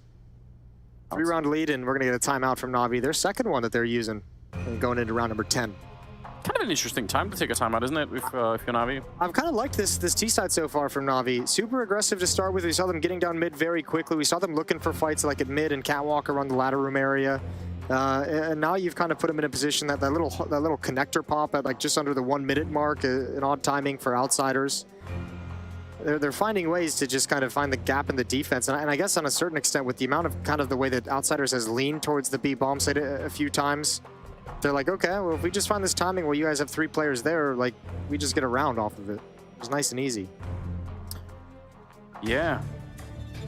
And again, because Navi maybe are not 100% themselves, keeping that focus on the T side could even make some sense. So, you know, Blake getting in there and sort of saying, remember what we're playing for. We are trying to qualify for a major, so this is the track that we want to be on. Keep it this way. Jame on the AWP. Simple's right there. I think he saw the leg, and he's definitely going to win that fight. Good stuff. Think onto bit, and he is down to 16. 16 bit. Ooh, good for you. Good reference. Simple's been able to grab Kicker, who salvaged the op for just a quick second. Now it's Fame's turn to pick the weapon up and see what he can do. He's got Simple. We had to contend with 3 oppers in this round, but Perfecto, they want to make sure they take this weapon away. I think if Navi should hunt this op down for sure, especially now at this point. Bomb is traversing towards B, and Electronic surely hears the footsteps towards CT spawn. I don't think they're going to get away. I don't think Fame is going to be able to survive with this weapon. Might have to be another save for outsiders in the next round, or at least just pistols and armor. But he really wants to live forever. It's unfortunate. If Simple was here, he would be knifing. SDY. Finding him, finding the AWP. It's all good in the Navi camp. 7-3. Yeah, it's got to feel really good. Oh, okay. They do have enough money. Losing bonus has built up a little bit higher than I expected. 3-round losing bonus, but no op. And actually, no kits. Very light on utility. So outsiders might be feeling the sting and feeling the pressure of being down 4 rounds. Navi's looking pretty strong right now. I know a lot of conversation around them looking shaky. Obviously, there's been some outside the server things going on. I feel like they've been looking a little bit not themselves. But so it's yeah. I think for that, even more for that reason, it's great to see them now when it really matters. when the spot of the major is on the line. It's starting to look pretty decent. Nice double peek with the flash behind it. Fame and Flit to open up the round, a kill each. That's super well coordinated between, well, not just the two people peeking, but obviously the flashes that go into it as well. Yeah, and Simple never got a chance to get involved in the action. So 3 versus 5. 2 smokes on Fame and Norbert. That's both at the B bomb site. Fame is going to use one for the base of connector for his teammates to protect them from that angle. There's still a chance for this to come back. This can come back quick. SDY has the M4 as well at A ramp. Very few players, only one player with head armor at all. So a chance for him to be ultra impactful as well. Simple misses the chance. Yeah. Scary stuff though for Kicker jumping back there. Good headshot, and he's not going to miss a second time. Simple will take it down, and we're right back into a 3-on-3. Outsiders, I'm sure they feel like they still have a shot at winning this one. Nice setup for SDY. He's actually really accurate right now with that M4.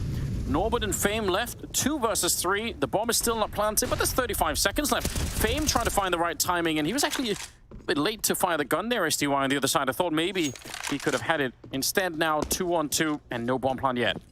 And they're trying to find a way to get this bomb down as well. CT spawn pulls him out in the open. Simple can't respond. Gun's not out. Norbert, again, a very impactful double kill, and he gets the op for Jame.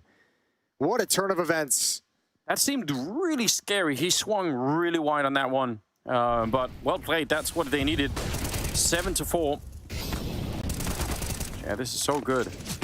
That's a huge kill to find on SDY, trying to plant the bomb as well to like force this awkward situation. I forget who it was. It might have been Flit, might have been Fame, one of the Fs. Take down SDY, and then Simple has to get off the bomb. He doesn't feel comfortable planting it. Right. Still a little bit of money left on Navi, but not that much. Fame, this time with no flash assist, just the catch onto Bit. Electronic wanted to see if he could follow it up. Playing around the smoke, but Fame is absolutely there for it. Yeah, this is now back-to-back rounds where the mid portion of Navi's attack has been shut down entirely, and they recovered it last time and turned it into a 3-on-3. I don't know if they'll be able to do it again. This is almost deja vu. Exact picture of the last round. Yeah, all we need now is for Navi to turn it into a 3-on-3, and then we get the replay. Yep. But I don't think they can. This time they're not going to go to the A bomb site. Simple's calling SDY back to middle. Perfecto's still lurking up in Palace, going to back away. 58 seconds on the clock. It's no smokes for Navi either. They've got 2 Molotovs if they want to obscure any kind of vision, and that ain't going to cut it rolling up Catwalk against an AWP. You know the way that outsiders like to play. They're not going to give them many fights here, Navi. I mean, they had to peek pretty deep into the A-bomb side last time to find anything. Orbit here just to look into the middle. 30 seconds. If you go look for Navi right now, you could give them that 4-on-3 or the 3-on-3 like last time. If you stay put, they have, what, like less than 20 seconds now to try and get onto a bomb site. Yeah, they just got to pull the trigger and start running from here. Up in ladder room. Good trade from SDY, but can you actually make it? Simple's got Kicker. 15 seconds now, but look at Fame's position. How the hell do you clear him out of this spot? How the hell are you going to get away with this one? Bomb might get planted, but it's going to be so tough. So tough to stop this retake. Yeah, he's walking in there, not giving any noise away. So easy kill on SDY. Now it's on Simple. 1 versus 3. And like I said, I haven't seen Classic Simple for a minute now. This would be a good round to show it in. See if he's going to have it. Good flick there, but he's very low on health. And already one of them made his way past, and he can't see it for the scope. Oh, the nade will chase him down. Good throw from Flit, and that will be a 5th round. Yeah, Simple knew he had to get aggressive there to find one, and he gets it towards Halls, but it cost him everything. Takes a dink for his troubles. 7-5. Navi's fallen flat in these past 2 rounds. Yes, they have. These initial mid contacts are just so strong in the way of outsiders. So strong. It's back-to-back rounds. They've got the opening 2 kills in middle.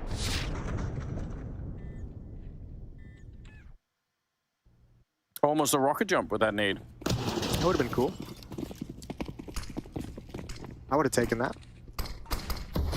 No op on Simple. 4 AK-47s and a Tech 9 on Electronic. This time they don't mess with mid control. They're like, screw it. We've been getting decimated. They might come back for a delayed take. Fame is still here challenging off catwalks. Flashbang in the sky. Doesn't affect Fame whatsoever. And again, he's going to have another kill. Again, he's going to have 2 kills. So, run it back, baby. 5-on-3. I don't even mind that Navi doing it. I don't understand why they're so insisting on facing him just straight up. Why not try to add some kind of flashbang or anything like that to make his life a little bit more difficult. He threw one, but it certainly didn't go far enough to affect Fame at the corner. It might have just been for the mid window. Regardless, it's a tough affair that Navi's dealing with right now. It's a huge handicap. That is another 5-on-3. What's that, like 3 rounds in a row here, where it's a double opening that goes the way of Outsiders. What a luxury. Yeah, well, I gotta tell you too, I mean, that's been great from Fame and Flit when he's been involved from Connector, but you gotta give a real shout out. We said his name earlier a bunch. Norbert, with some of his highly impactful double kills that he's gotten so far in this, he really helped keep Outsiders in this game in the early going. Prevented Navi from running up the scoreboard too much. And again, Navi slowing this down, really hoping for a mistake here from the Outsiders team. Simple, good spin around, gonna take down Fame. That's a pretty impressive shot at range. Bit moving up close, and they knew someone was gonna be there, but Simple's gone down in the meantime. Nice shot onto Jame. 2 versus 2 all of a sudden, and in about 13 seconds, up on the ticket booth, kick it here to end the round in favor of Outsiders. 9 seconds now. And Perfecto, he could fake it once, but now he has to commit to it. And Pickett will come and take him down. Good save from that CT spawn position. Decent idea from Perfecto. He gets that kill. He can actually huddle behind those fireboxes and actually just plant the bomb relatively safe. And then he's got a one-on-one. But man, Outsiders have recovered nicely out of a low econ situation. And that kind of goes to show like kind of the plan that they have is just never be fully out of the fight. But 3 in a row now. And this time with no plants in that round, and without the full losing bonus, Navi have to send everyone down to pistols, Tech 9s and Deagles. Almost tied up. The bank has run dry for Navi. So yeah, Outsiders, huge chance right now. Good shot at bringing this into a tied scoreline 7-7. Which, I mean, Navi have probably done enough already on the T side, right? Getting 7 rounds means they're still super competitive, but they're giving a lot of momentum right back to the hands of Outsiders. Nice. But Norbert answering back in even better style. 13-6 on him. He really he's been the star player of the first half at least. Yeah, he certainly has been. I've been super impressed by this. Flit's gonna grab an easy one.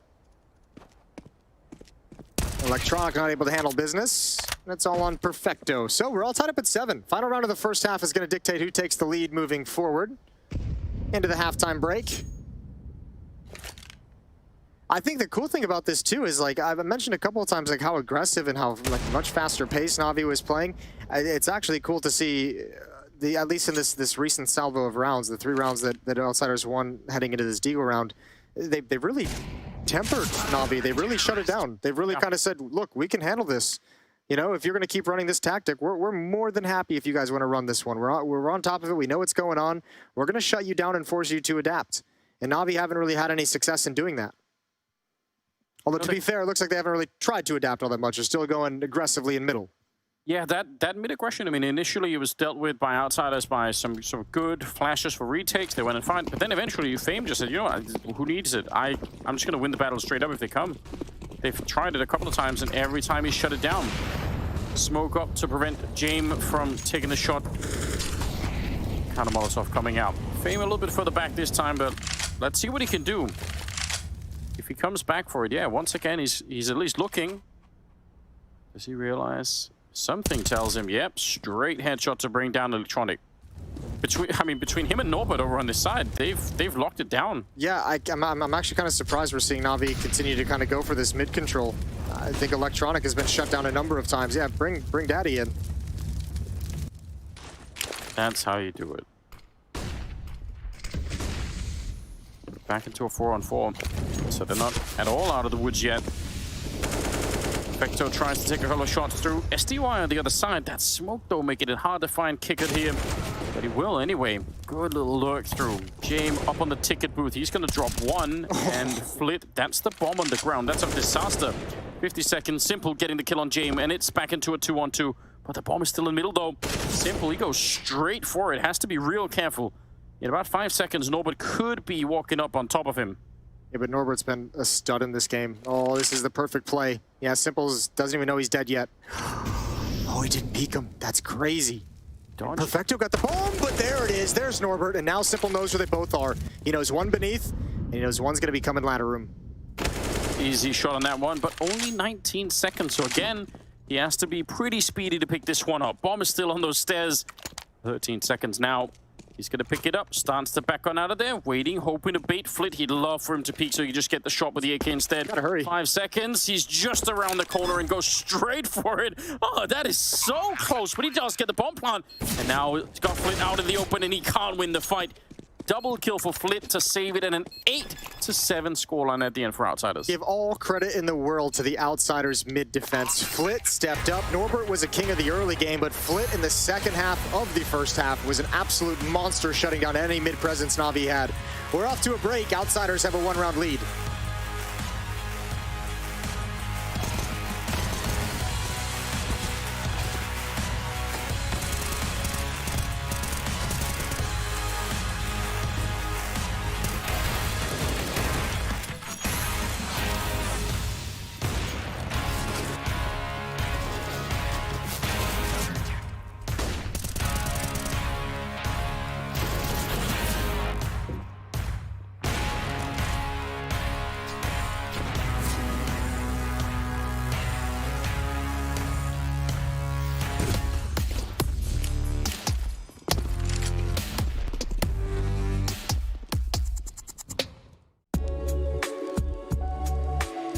Hey Future Pros! I wanted to show you an alternate way to take some mid control on Mirage. To get the most out of this, you'll need 4 Future Pros, 2 smokes, 2 flashes, a molly, and a HE. Future Pro number 1, you'll be throwing the top mid smoke. To throw the smoke, stand beside the stairs, aim at the wire above the corner of the building, then just throw the smoke. Future Pro number 2, you will throw the smoke that lands on the mid ramp. Stand at the opposite end of the stairs as Future Pro 1. Place the tip of your smoke over this dark smudge. Then just throw the smoke. A note for this, you will need the classic view model to line this one up. Future Pro number 3, you'll be throwing a couple of supporting flashes. To throw your first, run towards this wooden beam. While against the beam, aim just to the right of the bottom of this line. Running jump throw the flash to blind anyone who could have a good spawn. Then toss your second flash into the ramp smoke. Future Pro number 4, you will actually get to utilize this nifty ramp smoke, but first bank a molly off this wall which will land behind the ramp smoke. Also toss a HE into mid if you want. Now you get to sit behind the smoke and look for some fights. Listen out for some burn damage, as a CT will think their best option might be to play behind the smoke. From the CT perspective, you can see it'll be very difficult to spot a T over the smoke. So good luck.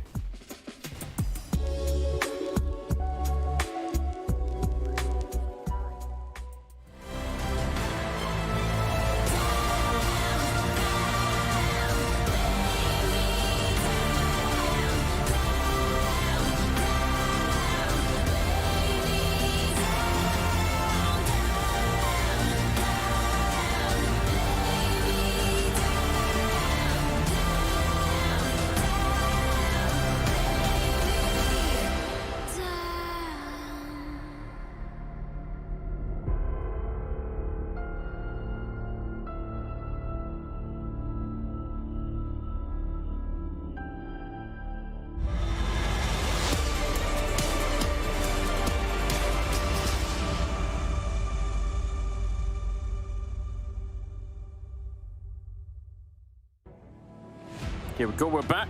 Second half, it's Outsiders versus NAVI for a spot in the major.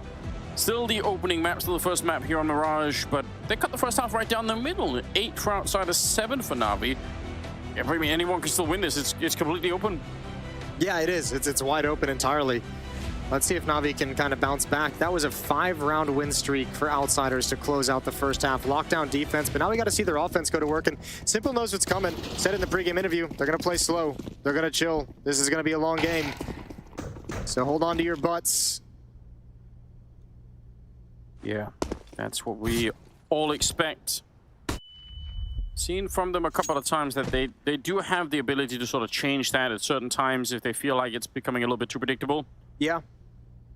Yeah, they've had some players come into the roster that have really allowed and activated for a little bit more of an explosive, aggressive style. STY is the only point of contact, the only defender at this bomb site. Oh, he didn't see the jump. Now he knows. Nope, no he doesn't. Now he does.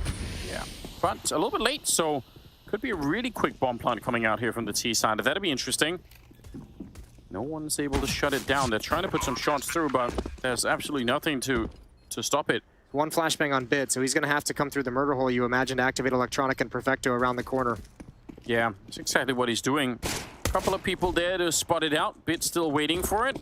This flash had better be good. It's already in the air, and they turn for it, and they're running it down. Norbert absolutely blind, and that's enough for it. Also, getting the assist on Flip there. Jaeman kickered.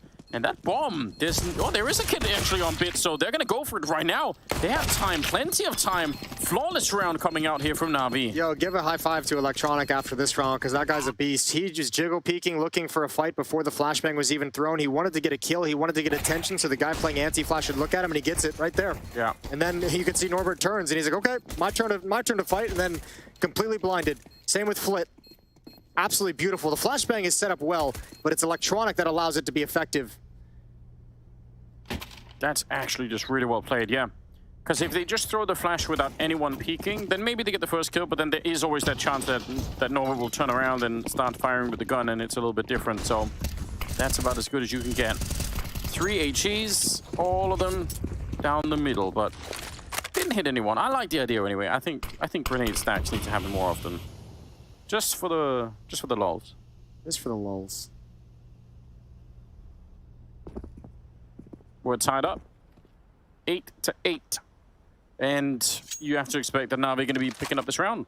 Yeah, you certainly do. Doesn't stop outsiders from playing slow. Taking their time, having a chat. But you never know, that Deagle on Fame could create something. He had a banger of a first half. Maybe that accuracy is still going to be there. Although Navi is playing it extremely passively themselves. Simple just now sneaking into window room. Bit playing deep on catwalk, nobody challenging up middle, nobody exposing themselves to danger. And Outsider's happy to not move. Yeah. Playing the mental battle against Navi. Saying, even in a round like this, that you're almost destined to win. We're still gonna, at least we're gonna steal your time. So back in the day, in the early days of like 1.6, and I don't know why I'm going on this tangent, but that just sparked memory. The round timer was like 2 minutes and 55 seconds, like 3 minutes long. Yeah, I've played in some of those tournaments. And I was on a team that had that exact strategy of, we are going to make people wait 2 minutes until they every single round until they push into us. And back then, oh my God, people would lose their minds. They would push right into you. But today's day and age, you can handle this. Yeah, there we go. Yeah, that's we will sit and do nothing for 2 minutes every single round, and then we will move. And you will get so pissed off. Very possibly told this story before, but I once played in a tournament that I think the map pool for the tournament was 18 maps. So all the ones that we all know, but it was just a whole collection of random maps you'd never heard of. Okay, I was going to say, I didn't even know there were 18 maps you could compete on. No, just literally random maps that just map makers had made, and you had no chance of preparing. It was insane. Ugh. Yeah. Well, Simple. Flashbang out, not as effective as he would have liked. Flit not blinded. Norbert's challenging. Who's moving slow? Forget about that. Outsiders have already got a 2-man advantage. This must be so frustrating for Navi, because again, you pointed out, Simple said it, yeah, they do like to play it slow, but every once in a while this kind of stuff creeps in and it can catch you off guard, just like Electronic just was. Bit on the return through the smoke. Maybe Perfecto can save the round. He's going to charge right through, but nope. Oh, no. Up on the bench is Norbert. I like the idea, but that's going to look so silly in VOD review. I feel bad for him. Bit's going to rotate through CT spawn. Way too many to deal with, I think. There's the first. Gets a little bit of damage done, but it's Norbert yet again. 17 kills on Norbert, 16 on Flit. Those two guys putting together a game. Yeah, they're having a good time. Tied up and doing real damage to the Navi economy. Nothing is saved on that side. And that call to suddenly go quick is... yeah, that's devastating. 19 kills on Simple. He's having a good game. Yeah, he is. You know, they got to be careful here. the way that Outsiders caught fire in the first half and really shut them down. That first gun round is going to be painful, on the verge of a reset. You lose this one, and Outsiders have a big advantage that you're going to have to, like, you know, scrape and claw to get it back. Wall of smoke set up at the stairs. Simple's going to extinguish the Molotov, give him some space to work with as he jumps through. Bold as ever. He really is just fearless. Yeah, I don't think there's any fight that he's ever going to be faced with where he's thinking, you know what, maybe this could be a bit scary. I think he's just always thinking, I'll win it. It's all right. Ooh, I don't know. It looked like maybe Fame could have seen it up there. Now they did a little bit of utility at the A bomb site, forced out that smoke from Simple, so there's not a whole lot of counter utility. Simple's got nothing. SDY's into the balcony, he's got nothing as well. Kickert has a Molotov to drop down below him, so that could force SDY out of the open, but for the moment, Electronics giving him a man advantage, and they know the positioning of Flit. Yeah, they do. Other three coming towards the A bomb site, but that Molotov forcing SDY out, and Norbert was so deep in, he was ready for it. Electronic gonna get burned down. Norbert, another double kill, but James dropped before he get the bomb down, so that's a bit unfortunate. Perfecto now 1 versus 3. I don't think it's a good idea, is it? No, it's not at all. That's what a way to get an entrance. Outsiders just muster up some courage. Norbert leads the way out. It's quiet, it's contact, nobody's peeking, and then the Molotov comes in. So there's no way for SDY to know that he's about to encounter a fight. He's thinking maybe it's going to be at the choke point, maybe it's going to be at the top of the A ramp, but instead it's like all the way in front of the cubby. 10-9. And that's economic control as well as scoreboard control passed over to Outsiders. Norbert's almost tying Simple for kills right now. That's gotta be something, right? That's impressive. Yeah, he's a god. Simple almost put a stop to that. Delays the bomb plan, and you could see the thought. He knows the follow-up peek is going to be coming from Palace as he shifts left after the fight. He knows that he's isolated that fight, but it's still difficult to manage. Round number 20. Yeah, that opening kill is huge, but this next one is absolutely going to secure the round. And it's Molotovs. It's the lack of money, right? There wasn't enough utility. Yeah, that's a little. That was an angry face. Yeah. I don't have anything else to say. Your skills in human understanding, Jason, are astounding. That was a very angry Electronic. Jason Moses O'Toole, anthropologist. I didn't like that. That kind of scared me a little bit. Electronic pushed up middle, trying to find Jame with the P250. Who sits to Electronic's right? Because he had a bad moment there. Oh man, just that one saved M4A1.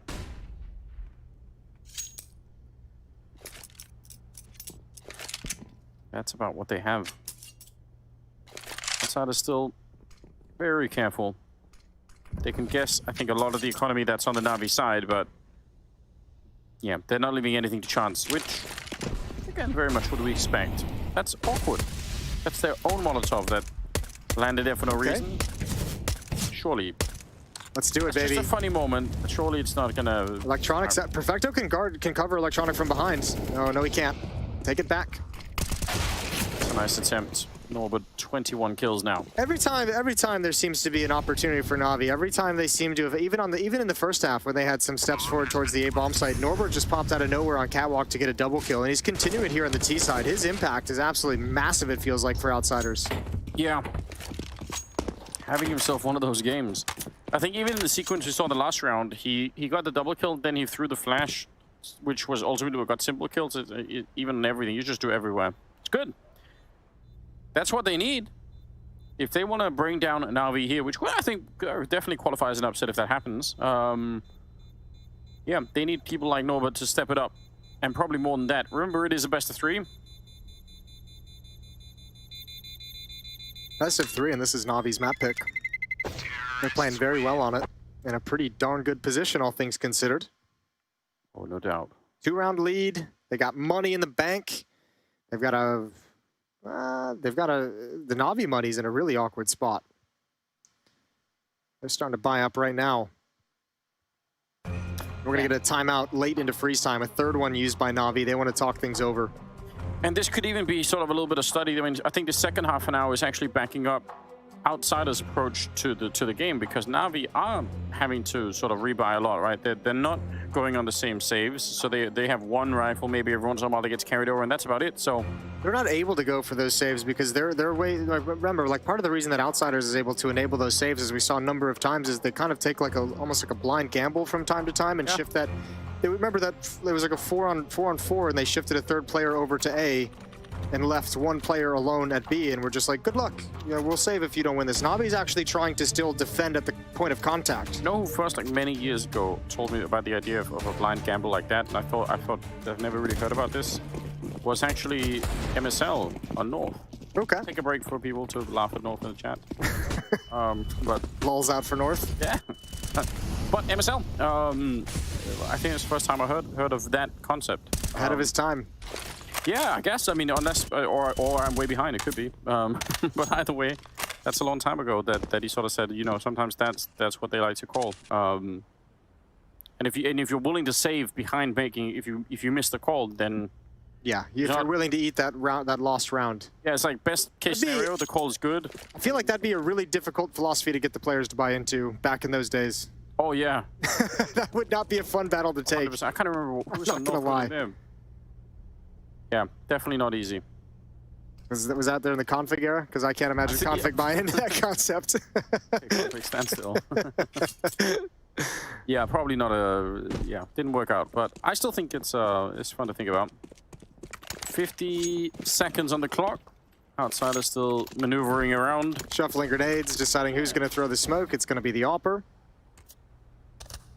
Electronic is bored. He's pushing mid. Good pick off on Fame. If they have two people outside of A, two people outside of B with 30 seconds, so these people can't help each other out. The bomb is bringing it way back, but it's going to get caught by Electronic, so this round's over. Oh, that's it. I was going to laugh a little bit if he didn't actually catch him. That would have been funny. You're right. It is over. It's done. It's done. Electronic can even sit back, watch a little bit of television. For people who don't know, that is a television set back there. I know they look flatter now, but... Yeah, skinnier. Less heavy. It's one thing in the TVs, but the computer monitors, that's the hardcore part of it. I once attended a LAN on the other side of Denmark via train where I had to carry a monitor like this, only bigger, on the train when I was like 14 or something. It's big, like one of the cathode ray tubes or whatever inside. Yeah. Big heavy beast. So it's an absolute mess. It's probably bigger than you were back then. Yeah, I remember it as not being good, but the LAN was good. I think I won some Coca-Cola. No, good for you. Finishing third in that LAN. Did you put that in the bank? It's good. I was proud. Nice shot from Bit. Fame falls early. A little bit of return favor. He was one of the players super effective off catwalk defending middle, and yeah, Outsiders getting a taste of their own medicine. An early 5-on-3 due to some kills in middle. Some very fast kills from Bit. 3 versus 5 right here, and Navi started to wake up again. Didn't want to let Outsiders run away with it too much, and they won't. Ooh, I can't believe they actually got that one. That did not look like it was going to be possible. Jame on his own, even saving for a full minute, even if you're Jame, that's a lot. They're surely going to be hunting. Just another day in the office. There we go. Nice shot from Simple, take him down. 11-11. By the way, finishing first in that LAN was a team called Amistad, which I'm sure most people probably won't remember. I bet you Sonic will remember them. What did they win? Like thing of Pepsi? Because it's better? No, I think they might have won like, I think they had maybe some ice mats or something. Okay. You know, so all the way up at that level. Maybe some skates for their mice. Ice mat was Teflon skates. Back in the day of wheel mice, you needed an ice mat to get it done. Could be a BNC bouncer for their IRC client. Yeah. So they could stay online. Real important stuff. Can't be offline when people are messaging you. You know. Anyway. Anyways, back to 11-11. Timeout was called. Let's see what Outsiders can adjust into. Flit's gonna have an AK-47.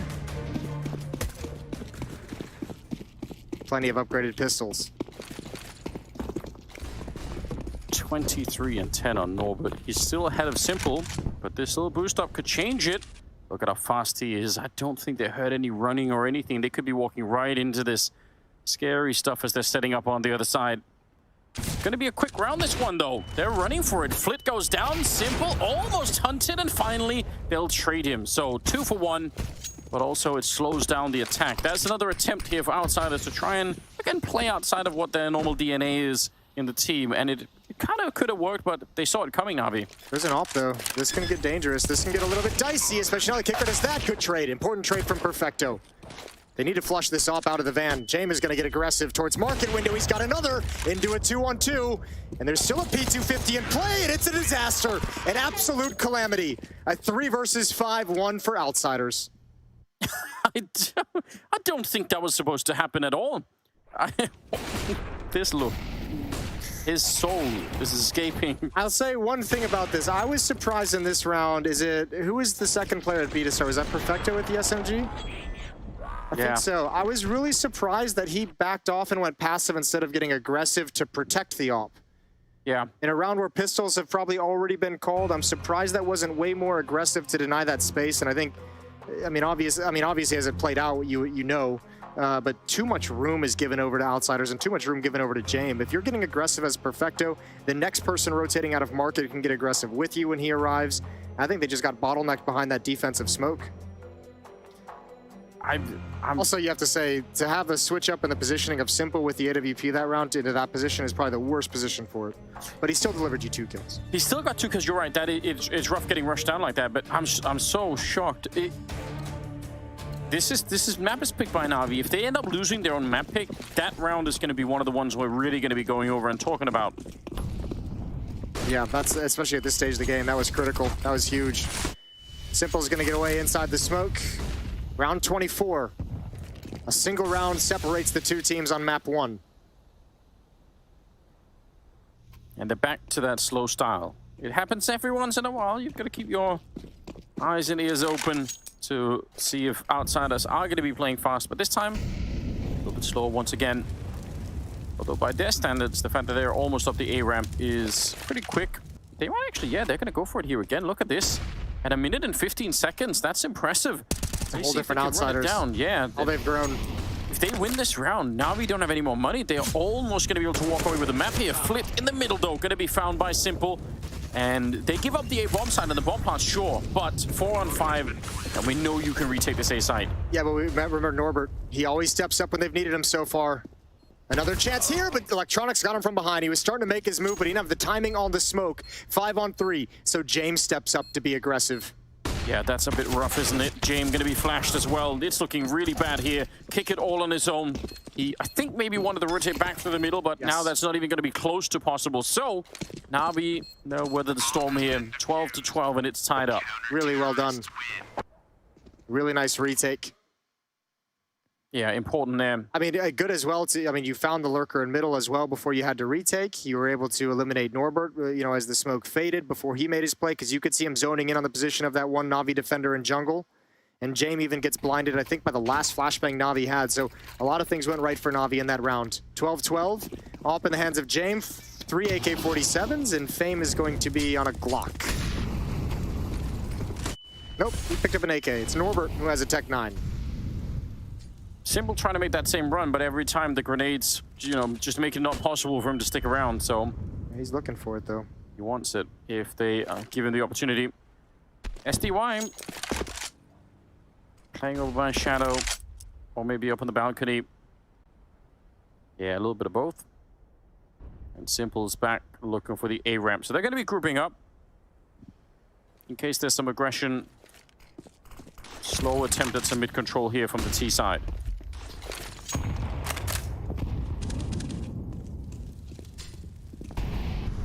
They don't have that much utility really on the T side. Maybe not that much on the CT side either.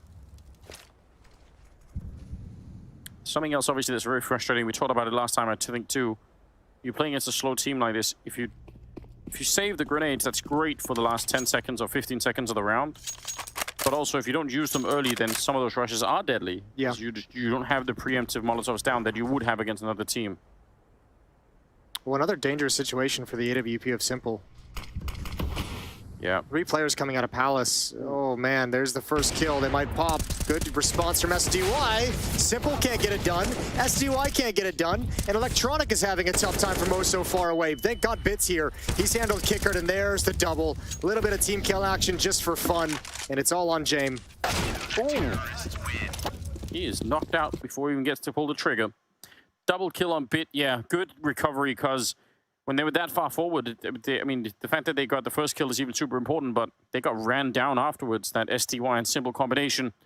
13-12, Navi 3 rounds away from winning their own map pick, and the money is not looking great for Outsiders either. No, they're going to have to descend down to maybe just P250s, not even Deagle, not even armor, really.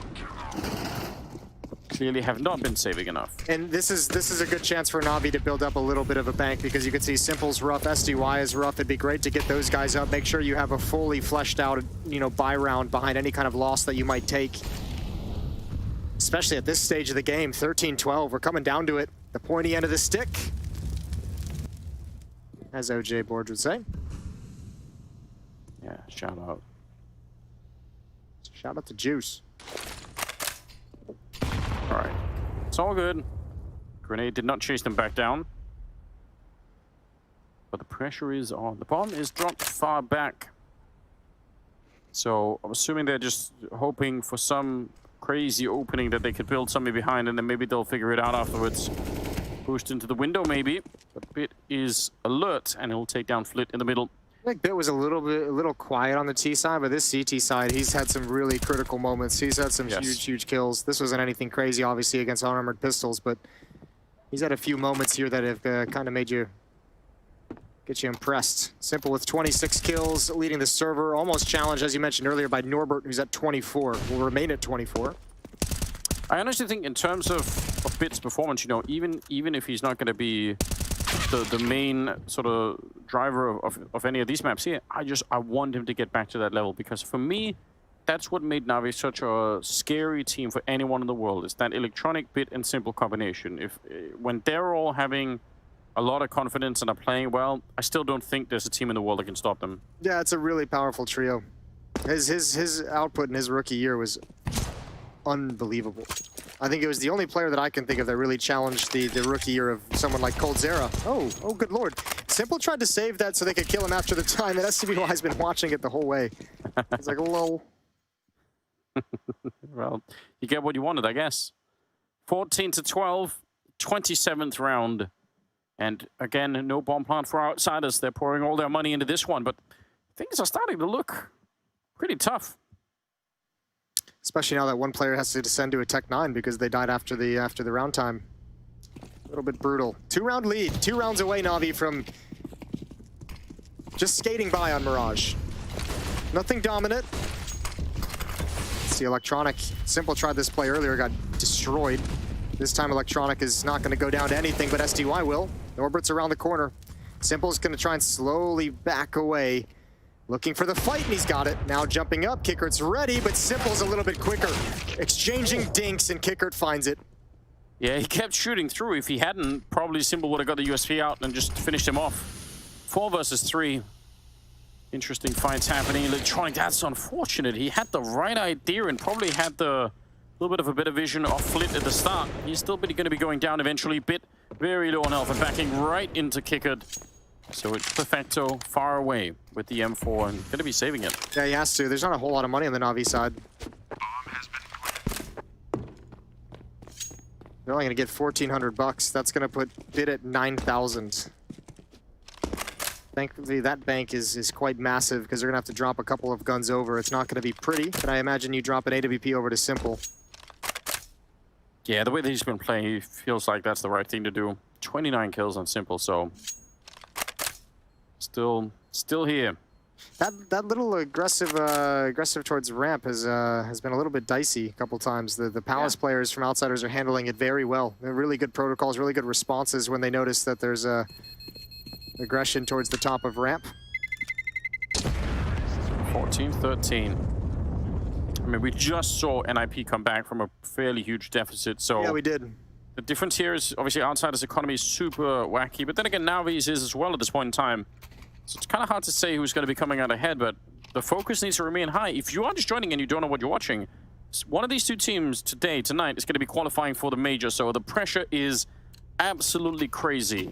Nobody wants to stay fighting. You want to make it through right now and have this and put this past you and focus on what's to come. Don't want to be stuck in here battling it out. And I can tell you from just talking to the players, everyone wants to be at this Rio Major. The reputation of the Brazilian fans, the size of the arena, the capacity of the crowd. You know it's going to be nuts. Audience during the group stages, during the Challenger and Legend stage, everything is on the line for this major. Good round from Navi. 3 kills without really any pressure. They haven't taken any damage yet. Yeah, expertly played. James and Norbert. And even if he has been playing well, Navi would have to make some pretty huge mistakes to let them back in a 2-on-5. Yeah, I think this is going to be a save. And I believe Simple said in that pre-game interview with Freya that the key was getting rid of stupid mistakes, which I think is nice. Yeah, which also, like, that's a conversation that around Navi, like, yeah, I haven't really been hearing them say for a while, but if you go back to, like, Stockholm coming out of COVID, the major that they won, that was the conversation they were having in every single interview. They were destroying everyone, and they would still go into interviews and be like, yeah, we have to eliminate these stupid mistakes. Blade would be like, yeah, we actually made a lot of mistakes. I'm actually not happy with how we played. We could have won bigger. And you're like, but you won 16-8. Yeah. Because, yeah, we could have won 16-5.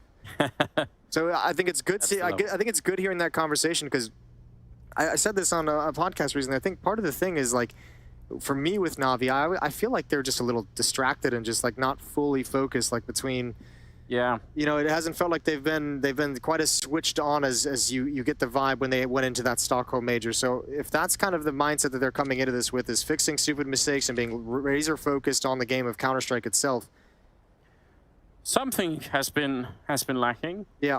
But we do have a save, Jason. They got 6 seconds left. They still have the guns. They might bring them out of the round. We're down to 2 seconds. 1 second, Jason. Are you kidding me? They're going to get both the guns into the next round. Here we go. Inhuman reactions. That is a save.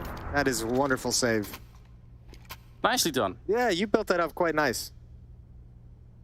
We're going to pass some guns off. It's part of their plan. You got to hype up the good decisions. 15-13, and... I don't think they have any timeouts left either. No? I think you might be right. Yeah, Navi, I think, has 1. Outsiders, I think, has used them all. Here we go, though. This is for 2 chances for Navi to close out this map, take the first map in this series. 2 rounds for Outsiders. 2 in a row, and they could force it into overtime. I think it's absolutely possible here. They have the weapons for it, so see what they do. Setting up outside of the B bomb site. Bomb is in the hallways as well. Running a bit closer. They have a feeling, Navi. Look at this setup. They kind of know it's coming. Electronic in the window, not that far away. So he could be almost 3 or 4 people here at the B bomb site. You can sense it for Navi. Look how far back they are at A and middle. Yeah. They know that there's some sort of lean happening. Well, also, they know that, like, they've done just fine when they played a standard defense. They've been able to handle things. The individual skill from Navi has gotten to a point where they're handling these attacks. Some of the biggest struggles they've had is the more aggressive stances. So let them come, and you've got Bitten perfected towards Catwalk. Flit to challenge. Fame is still at underpass with just the Tech 9. This is going to be a B the whole way, and Navi know it. Yeah, 40 seconds on the clock. They're going to go for it, but look, already 3 people. Flit has to save it, but he wanted to get there too quick. And the rifle is not out in time. What a shutdown here. Electronic taking out Kickard, and now Jame and Fame 2 versus 5. And this one is for the map, and they're going to get absolutely knocked out. Flawless round at the end, 16-13, as Navi will take down Outsiders. Well done. Yeah, close to fair. I liked it. We didn't get the eternally slow Outsiders. We got some aggression out of him. We had a great game out of Norbert as well, but Simple was just too strong today. And Navi, they put some lockdown defense into place in the final 3 rounds. Nice win for them. We're going to continue the series when we come back from the break. We'll see you there.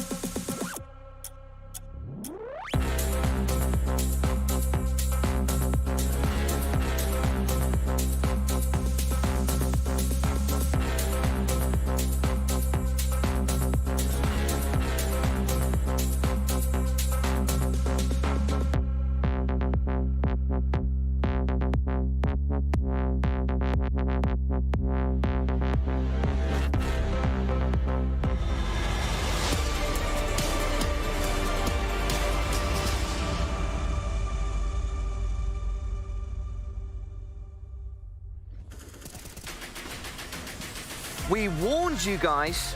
We warned you at home that this could be a long, drawn-out and hard fight. And on Mirage, that is certainly what took place. Navi just edging out Outsiders, 16-13 on Navi's pick of Mirage. Now it's time to break it down and go through all the finer details.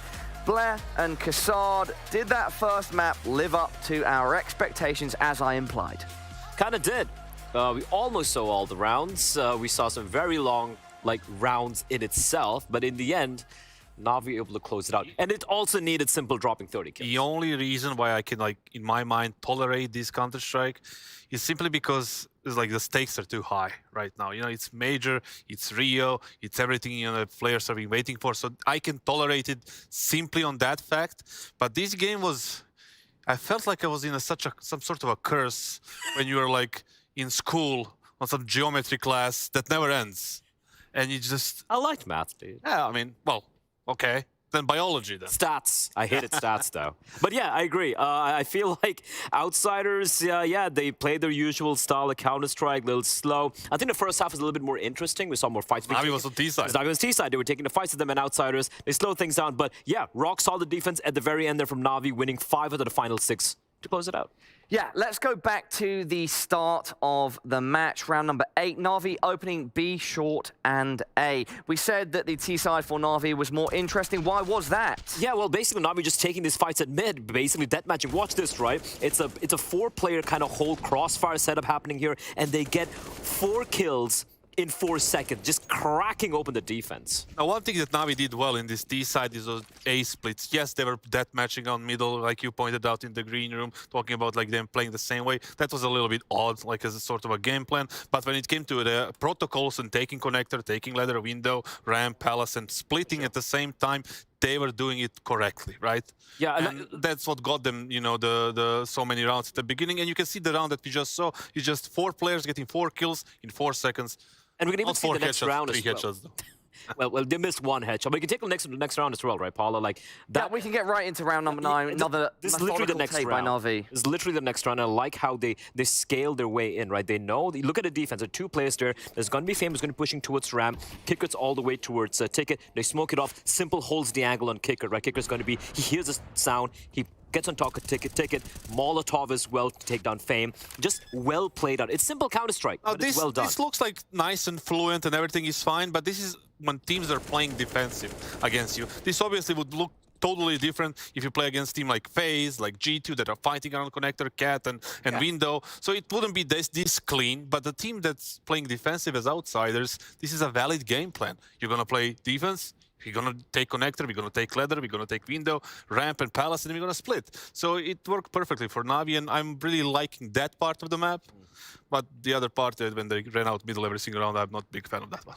So Outsiders, right, we've commented on the fact that they have this very methodical playstyle. Sometimes, guys, can it work against them? If we look at round 21, is this them just taking too long? This is basically Electronic channeling his inner Cassad, and it's like, I'm done with this shit. I'm just going to run up mid, right? So what they do is they go for this elaborate fake towards A. Flit's going to be selling it. James just threw a nade.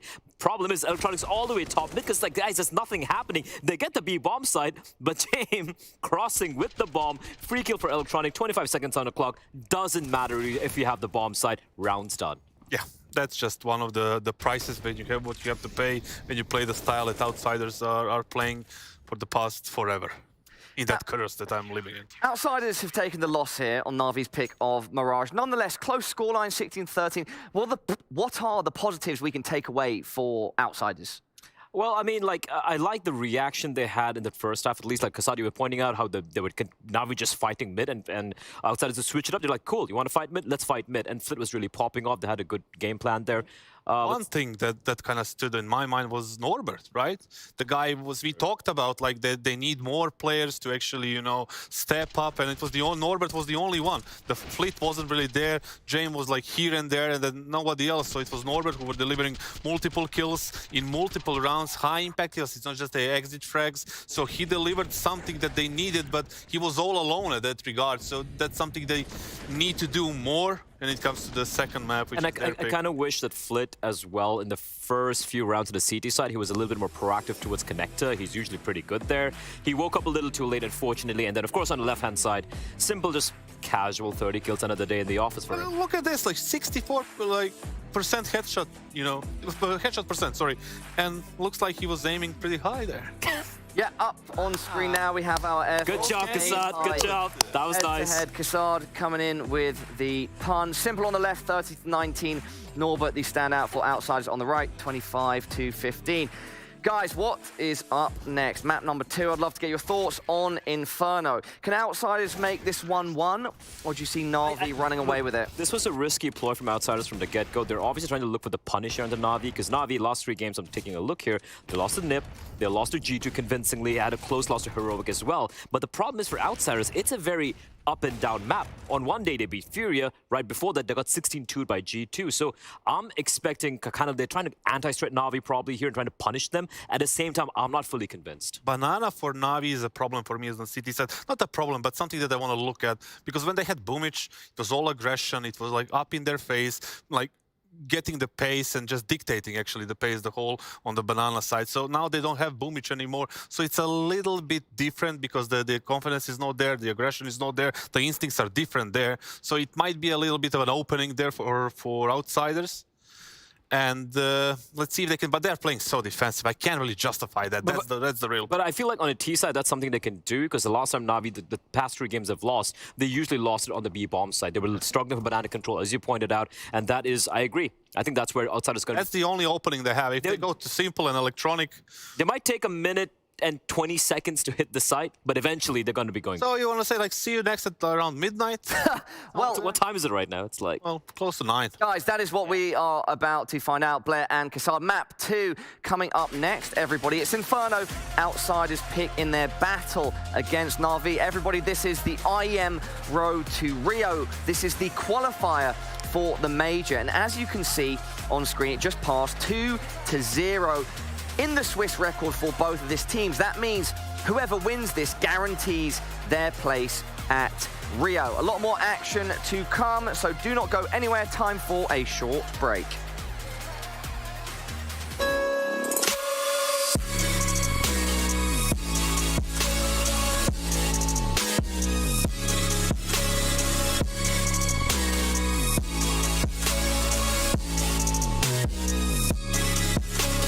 You love it, you wear it. What's your style? Get your merch at shop.eslgaming.com.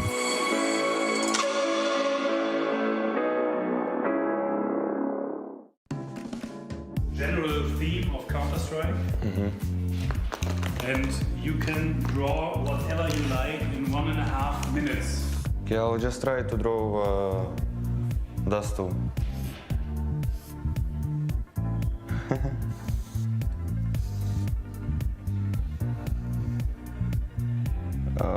The textures should be like this.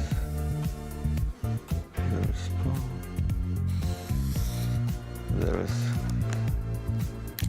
There's fake taxi. It's fake taxi.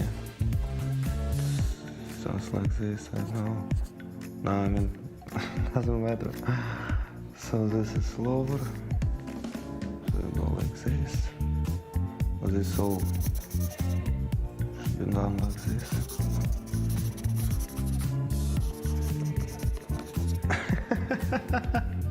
What am I doing, man? Oh, and this is B side.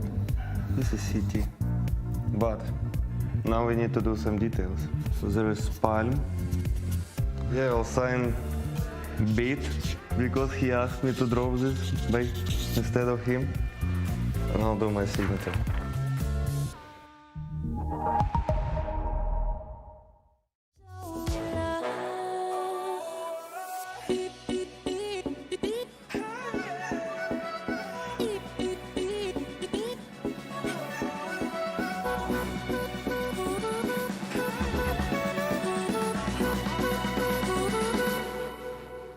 Don't give up on us, don't give up on love.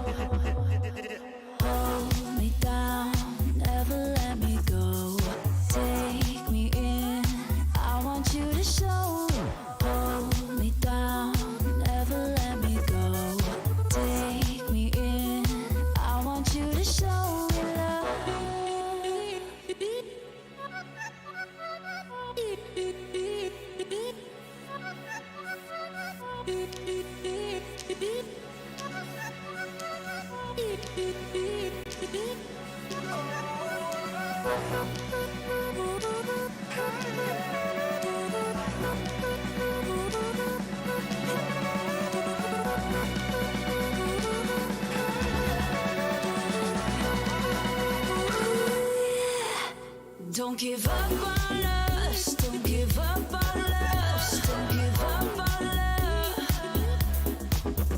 Don't give up on us, don't give up on us, don't give up on us. Hold me down, never let me go. Take me in, I want you to show. Hold me down, never let me go. Take me in, I want you to show love.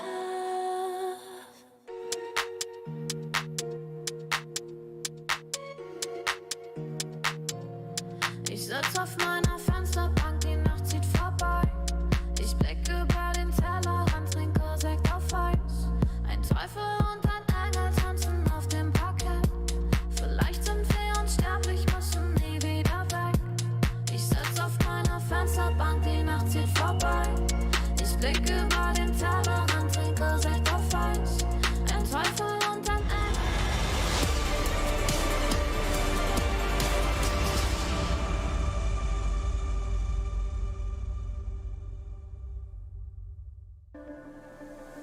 We're back once again. This time it's on Inferno. One map lead for Navi. They win it on Mirage, which is good news. They're one step closer to qualifying for the major, but it's not done yet. Inferno is coming up, and Outsiders, they were not easy to put away. I feel like that's almost, that should be like the headline for this team. Just hard to kill, hard to get rid of. actually beat, hard to actually get to 16 rounds on them. Yeah, I think you're right. That's been the reputation all the way back from when they were under the VP banner as well. So I mean, this team still has tons of fight and actually extremely dangerous and seem to be peaking at a good moment. This was a level coming into this event, I don't think, and coming in even Pro League as well, where they looked very, very dangerous. Very easily could have beat Vitality in those playoffs, the eventual champions. Just got word we're missing one player, and then we're going to get this map underway. Should be back any moment now. Blade's just going over a few final details with the squad. Good. Well, they all seem to be there, so they're not completely missing. Not completely. Haven't disappeared just yet. Fist bumps all around. Curious to see how this will play out. It's a little bit unusual to see Norbert play that well. I think he's been playing well overall, but he obviously, carrying to the way that he was for Outsiders, right? You would have expected for Kickert and James to get there to support him. Flit as well. Yeah, Flit's another name you bring up when you talk about that. I mean, yeah, Norbert had a phenomenal first map. It's a shame it went to waste. Now Outsiders have a less fun task of starting T-side Inferno. How many rounds can they put on the board in the first half? It's going to be Perfecto defending the B bomb site all on his lonesome. 3-player stack at brackets in middle with SDY looking at halls.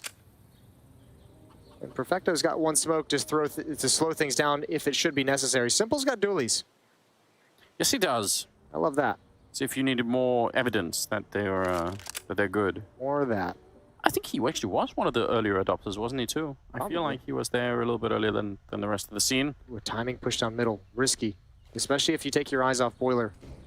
Simple, gonna spot it out, quick headshot. Of course he's not going to. Electronics got another one. James never expected that. Now there is a player in halls. Flit, gonna take some shots. He's giving away his position for nothing, for no joy. Bit's dead. He's just gotta be abandoned. He's just fight to your death. Yeah, we talked about this earlier, right? Sometimes it's better to just leave a player there and say, okay, that's it. We're not going to be able to rescue you. Simple, nice shot. Wait, maybe they can. Yeah, look at him. He's actually, he's following him around. What a friend. The gun buddy. Oh my lord.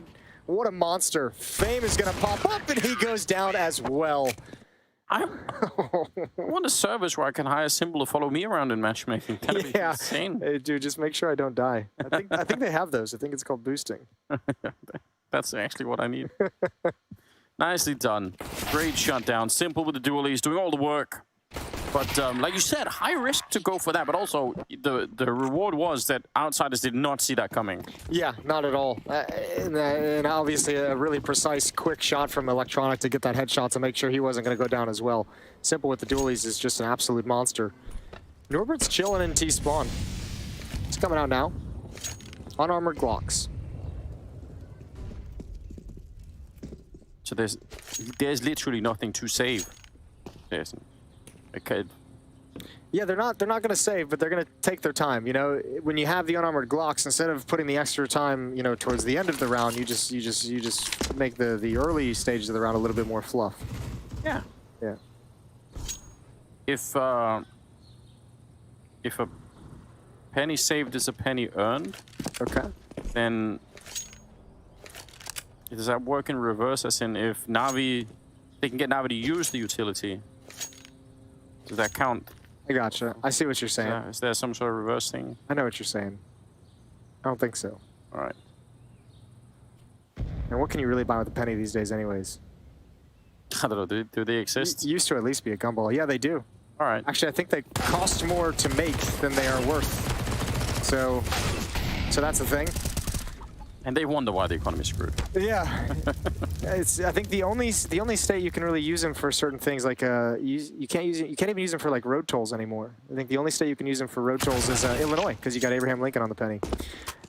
James is going to find a kill with the Glock on the Perfecto. And ooh, he has access to the B bomb site. Hold the phone. Oh no, he pulled it back. He has no way of knowing the B bomb site was wide open. He might have been able to make a mad dash.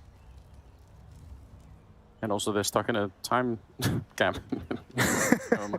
James running in. Oh my God, it's close. He actually almost had it.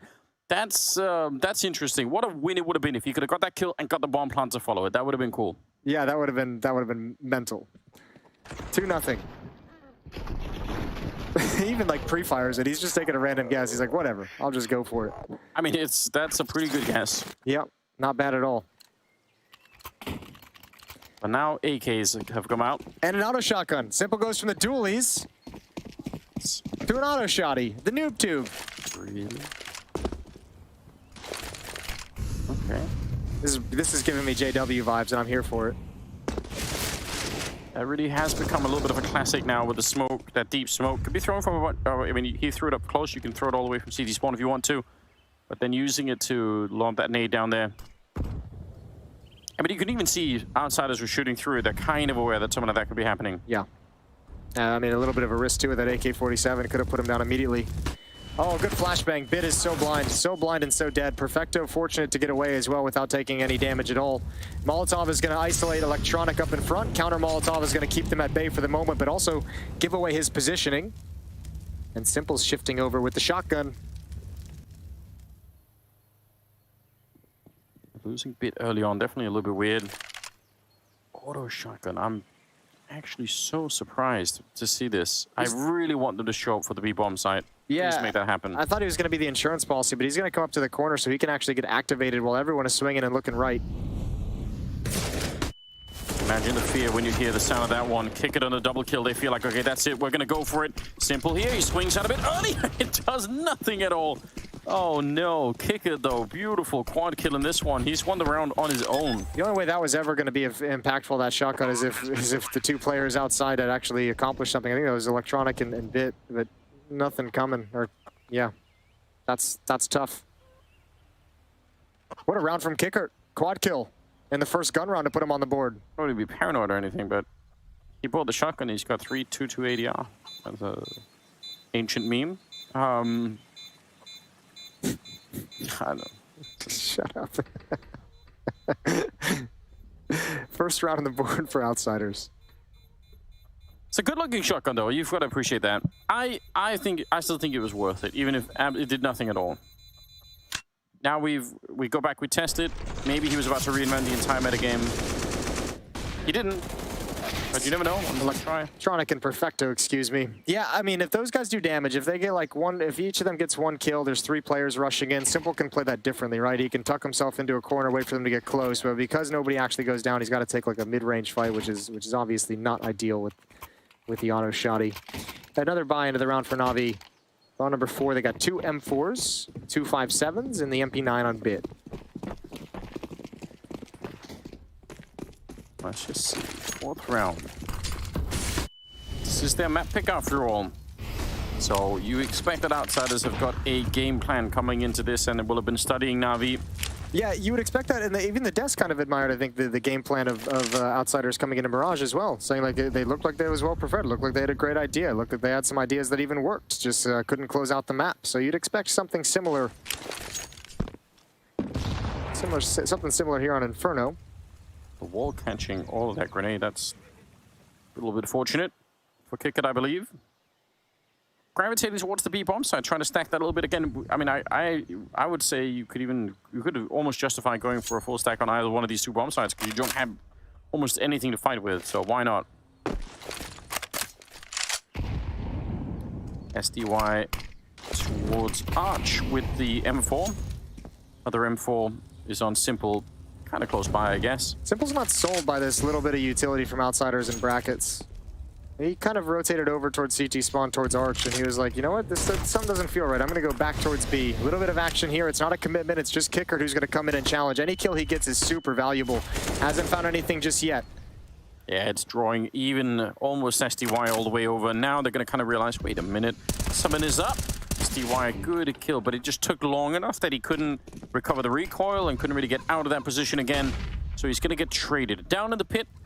17 seconds, that's a problem. Electronic, one good headshot here could maybe change the round. 10 seconds. Oh, he's going to pick up that one. The bomb is still not planted. 9 seconds. Why are they not planting the bomb right now? Oh, they just make it back behind the box. If Electronic would have swung for that and actually run for the kill, he might have just had it right then and there. 2 versus 4 still, and Outsiders almost losing their minds in this one. Fame is going to get the headshot on the Simple, and he's very low on health as a following. They're still pressured from that pit. They know that he's down there, and now Electronic comes running in, and there's the return. They're going to win the round. That is a huge mess up for Outsiders. Look, I don't even know if that's necessarily a mess up. I'm just going to give all the credit in the world to Electronic for just sticking behind that, finding a gap, risking everything to say, I'm going to see if this Molotov doesn't spread to me. Finds a kill. The problem is the next player who would have dropped down to try and clear him out had the bomb, and with that much time on the clock, he didn't want to risk chasing him down, dying, dropping the bomb in pit. He just went into the bomb site. And the reason why Electronic doesn't challenge, he's just saying, get the bomb planted. All my teammates are just about here. There's no time for you guys to do anything. You're all going to be stuck in the bomb site, so Electronic just dictates everything in that round with just a 5-7. That's a godlike play. Yeah, it was so impressive. I got so much respect for what he just pulled off. It's given Navi they're in a 3-1 position now. Gives them obviously 2 AKs back and some money in the bank. Not that much, but a little bit. Outsiders with the bomb plant are able to buy anyway. Wow, that last round was crazy. Yeah, that's wild. That one really stings if you're Outsiders. 3-1 lead. Not a whole lot of money left in the bank. This delayed flashbang over once again. They got to kill off it in the previous round that they won. This time not going to get anything as Bit isn't close up. He backs away. Still 3 defenders at the B-bomb site earlier, though. We've seen that a number of times as Simple being the rotator. This time it's Electronic to join Bit and Perfecto. All right, a little boost over, a little bit noisy. 3-man setup. Playing anti-flash, ready for the smoke up. You're going to feel pretty red if you come through here. And Bit just with some counter flashes. He's got them pulled out already. Going to bank them off the wall and set it up for, I'm assuming, some kind of action from Perfecto, maybe. No movement at the A defenders either. SDY and Simple playing double pit. Just utility, a smoke just being deployed by Simple. But here comes the main execute. Bit. There's the first and the second counter flash, but no one's committed from Outsiders. Might be an early swing from Perfecto, but Bit's gonna save his life just a little bit. Another flashbang, he's taking attention, and the SMG on Electronic still up top. There's the first. Oh, Outsiders have nowhere to go, nothing to do, and Bit's still alive in the bomb site. Another headshot, and Electronic chiming in through the smoke, and this is decimated. Yeah, Flip hoping for a bomb plant, but they're not gonna be allowed. Electronic on the triple, and a 4-1 scoreline. That was such a good read from Navi. You're right though, that's really, imagine how crazy that is. They go for that execute, there's almost no time at all left. You throw a double flashbang and it's still too early, even if the round is almost expired, but it's just because Outsiders played so slowly, but they still had no chance. That's wonderful from Navi. What a great defense. 3 players there, and Electronic at the end even decided not to pick up the op. He had the option, I think, I'm assuming he's asked Simple and said, do you want the op? And he said, nope. Yeah, doesn't want it. Wants to stay mobile, wants to stay fighting. Kickit trying to step his way forward in the slowest possible fashion I've ever seen. I don't even know what happened. Oh, that flashbang didn't work. At least the first one. The second one got him, but he already knew exactly where Fame was. Another huge advantage for Navi, and I think after this round we'll be getting a timeout from Outsiders. Yeah. AK Deagle, Mac 10. And not sure what the plan is for this particular round. Again, it'd be a blessing if Navi wanted to fight them down the middle here, but why would they? And not in a 5-on-3. Look at Navi on the map, playing this very smart, very passively, saying, look, we got so much advantage, you're going to have to come to us. Just telling a story earlier about Boom Attack, and I got a message from Henry in the break saying he was really excited about some of those Boom Attack stories. So, yeah, I remember a time, Jason, when we wouldn't do practice games against clans that didn't have enough idlers on their IRC channel. Okay. Like if you didn't have the Q or the S spot or something like that, we said no. You're being very, very elitist. Yeah, you need at least 100, or you're not going to be big enough. 100? Setting the bar low. All right. You weren't that good. We're just arrogant. Oh, not good necessarily. Perfect. That's what we like to hear out of young Counter-Strike players. Bit, you're going to be moving perfectly around this smoke, and Simple arrives just in time to shut down Norbert. And Flit's got 0 kills, nothing to do. Simple's got him as well. 5-1. Good shutdown. 9-3 for Simple. He's doing pretty well, even after the auto shotgun incident. And this kind of a lead is starting to look a bit scary again. This is the map pick for Outsiders, so you want to see them back that up with some decisive decision-making. I feel like that one electronic round, though, has really thrown a spanner in the works. Yeah, it certainly did. That should have... Outsiders are going to be so mad at themselves looking at that one back. But, I mean, that I can't even really fault Outsiders a whole lot, because electronic just played it perfectly. And that just happens sometimes. Like, what are you going to do? You got amazing players on both sides of the server. Someone's going to pull off something crazy. So no timeout yet. Maybe in the next round when they want to bring guns out. This one is just upgraded pistols. They've used most of the utility. It wasn't much that they brought into this. It's just this lone smoke remaining for the T side. Not even any flashbangs to activate the Hulls pop. But if they can catch a awkward timing on SDY and electronic, maybe there's something to it. Here comes the flashbangs, but this kind of a crossfire is really hard to beat. Electronic, one of the best players in the world maybe at playing this pit position. Yeah. Definitely. It's a couple of them that over the years have really cemented that. Electronic, Magus is up there. I say Magus, yeah. Chris. Yeah. For me at least, I don't know about you. No, that's a good pitch. I like it. Huge luxury when you have one of those on your team, just knowing it's always going to get difficult. 6-1 in favor of Navi here. And things are just still slowly improving. Not so much for Outsiders. Flit is at 0 kills, Norbert's at 1. Yeah, tough times. Ooh, but there might be an opening. There we go. James taking down Simple. Good start to the round. You could create one of those, this time he knew he effed up memes, because you could tell Simple just had that like stutter step, and it was like, I got one shot, I got a one tap, and that's it. Otherwise, I'm dead. Flash over. It doesn't really do anything. In fact, it flashes kick it looked like. What on earth is going on? Molotov will do something. Bit's going to try and escape some crazy dancing to get another there. Can't believe he didn't get sprayed down. And the problem is, are they even ever going to be checking for electronic now? They know they've done damage. It might still fall back, but that's interesting. I think he's dropping a smoke over saying, Bit, come pick this back up and re-smoke it before you leave. Yeah. He's questioning whether or not he wants to. No, they want to show the spot, right? They want to show Bit spotting it. Now, here's the real dangerous part, is Norbert's all the way up ramp side. He's challenging towards ours, challenging towards library. I don't think the A defense knows this. Perfecto's watching for it, but... There's also a second smoke down to the kicker drop, right? So he kind of has 2 of them. So I can understand why he wants to give one of them over to Bit. Anyway, 3 versus 4 as they try to put a little bit of pressure on. Perfecto nearly getting caught, but he's going to be able to find at least Flit low on health. And this is a good round finally for Outsiders. Yeah, to pick up a second one. That's well played, and I think they really took advantage of the space given up by Simple going down early. They're like, great, that's the guy who bounces between the bomb sites. Let's see what's happening on Rap side. Let's see if anyone's picked that up, and if not, we're just going to encircle this A bomb site and constrict upon it. James might go down here as Bit tries to save. Oh no! Stab him. You know you want to. Oh, don't play with it. Just do it. Oh! Nice. That's so bold. I really appreciate that. Listen, this was going to be a victory for us either way. Either he gets it and it's funny, or James just insta-spins and kills him, and it's even funnier. And it's way funnier. Yeah, you're right. I appreciate that. Shout out to Bit.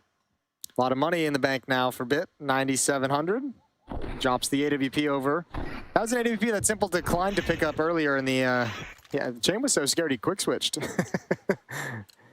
Simple declined the op a few rounds back, so now he's got it in hand. I'm sure it's hard to react really, rationally to that. Like, what is going on? 6-2 though. Everything's still on the line. Spending a little bit of time laughing here, but I mean, the truth is, Navi are about 10 rounds away from qualifying to the major. That's a headline. Yeah. And if not, Outsiders would really have to wake up. They would really have to step it up here. Already in the first half of Inferno, they need to come alive on a whole new level and try to push it onto a third map. If they want the upset, then yeah, it's time to wake up. Being real passive for the moment. Still at the base of Banana.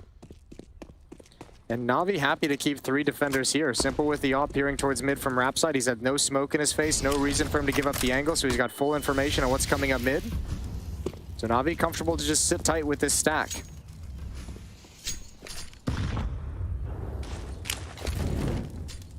Some pressure there. Molotov flash in just in case there's someone close by. Sell it a little bit, but Navi almost see it coming, although... I think Simple called him off. I think Simple said, nope, stick around there. It's the right call.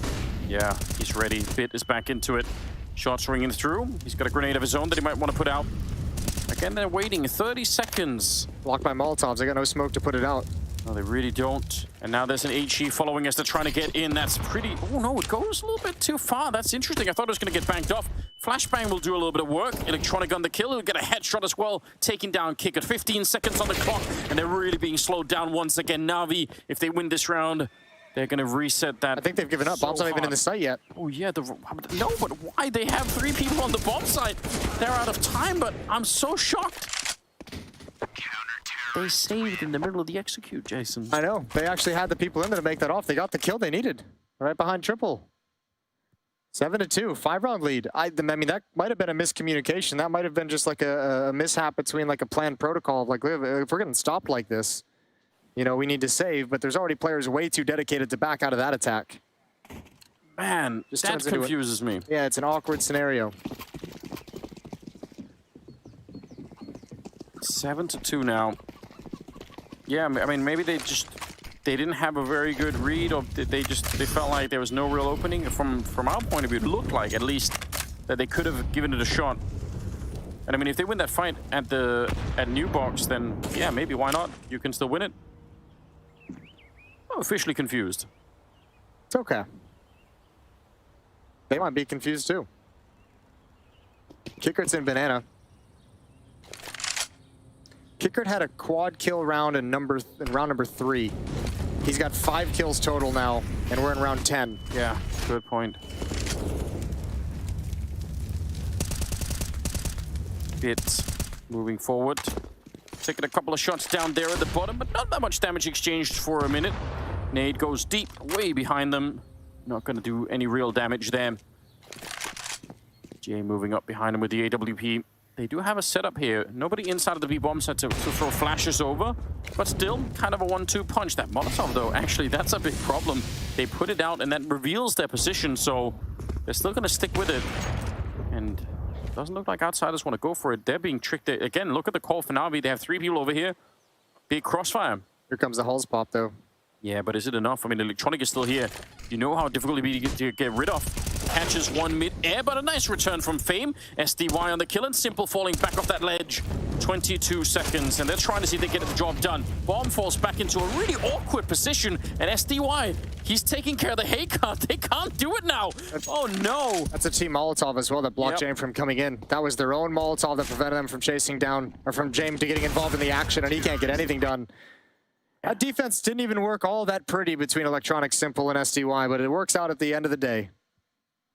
Yeah, especially because of the, you know, just again leaving them so little time. You can't slow it down and regroup, right? You just have to keep going. Nice work from SDY. Also, the pop flash to get them out of halls in the first place didn't catch Electronic from that position whatsoever. Yeah. He wasn't blind at all. But I feel like there's so many intricacies in throwing those flashbangs, but I think it can be very tricky because if you throw them a little bit more shallow, then you might be missing, you know, a little bit under the balcony or even over towards the bicycle. It's like there's a bunch of spots. Yeah, it's hard to find the actual God Flash that catches every single eye. But you're right, that would have probably made a difference because even if they're really quick to trade him, just that one kill, yeah, it slows things down. Well, 6-round lead. Navi looking good. Navi, for the most part in this half, has been super pleased to just play a triple B setup, even deep into rounds. They've been more than happy trusting in Simple's AWP over at the A-bomb site to hold down the fort. And this round, though, he switched over to the M4 again. So he's been bouncing back and forth, but hasn't favored using the ult. Just a little peek. Setting up the nade, and it'll do some damage. That's an interesting with the Molotov on the other side. It's kind of a cool combo. Force him into the nade. They have Tech 9s, 4 of them, and the 1 AK there on James. I mean, this is the kind of round I feel like that you shouldn't be relying on winning these rounds, but right now, Outsiders, what a gift it would be if they could pick up something like this. They got one of the rare rounds where Navi's playing a more standardized defense in terms of 3 players over at A. Perfecto and Bit at the B-bomb site. A little bit of utility used early by Outsiders forces out a counter smoke from the defense. Flash on over once. There's an extra Molotov stockpiled outside of B. Yeah, I mean, actually, the way that Navi set up... Oh yeah, he's on the hunt. That's true. That could be the... This is where you use utility for the B defenders. Stall, delay, make them wait. And they will do exactly that. They're right there with you. Sneaking up, Simple. Outsiders, they want to do the execute, but there's the throw. Simple's running up right behind him. He's going to get a big double kill already, and they come back for it, but it's already completely in tatters. Oh, burning Bit, that's a little bit awkward, but still should be a good defense coming up here for the Navi side, surely. 2 versus 3, Perfecto comes flying right through the smoke, and he quickly escapes. 2 versus 2 now, 18 seconds, and could be a bomb plant. This is actually way closer than I would have imagined, considering the advantages that were gained. Molotov still on the ground, unable to be used, and Flit's got a kill on a Perfecto. It's on Electronic, who sprays one down a range, and the follow-up as well. Kicker can't get it done. Yeah, but I agree. I think we all agree. It's not actually supposed to be happening at all. Looking at his body, he's like, look at you. You misplayed this. What did Simple say? Remove stupid mistakes. Not entirely. We're not there yet. I didn't see any like crazy mistakes there. I'm just kind of surprised that that became such a difficult round for Navi, considering Simple had all the information. Considering they had, I think the one mistake you could maybe point to is there was 1 Molotov left on the ground stockpiled. Sure. That wasn't utilized. Didn't feel like, I don't know. Yeah, obviously the slowing them down, getting the double kill like this, that should, I feel like that should just be the round right there. I'm a little bit shocked. Electronic didn't get touched in the 1v2. Yeah. No one hit him. He's too good. Untouchable. Unbreakable. 7-round lead for Navi. Another timeout is called. This from Navi, their first of the match, and yeah, James trying to rack his brain for a couple solutions.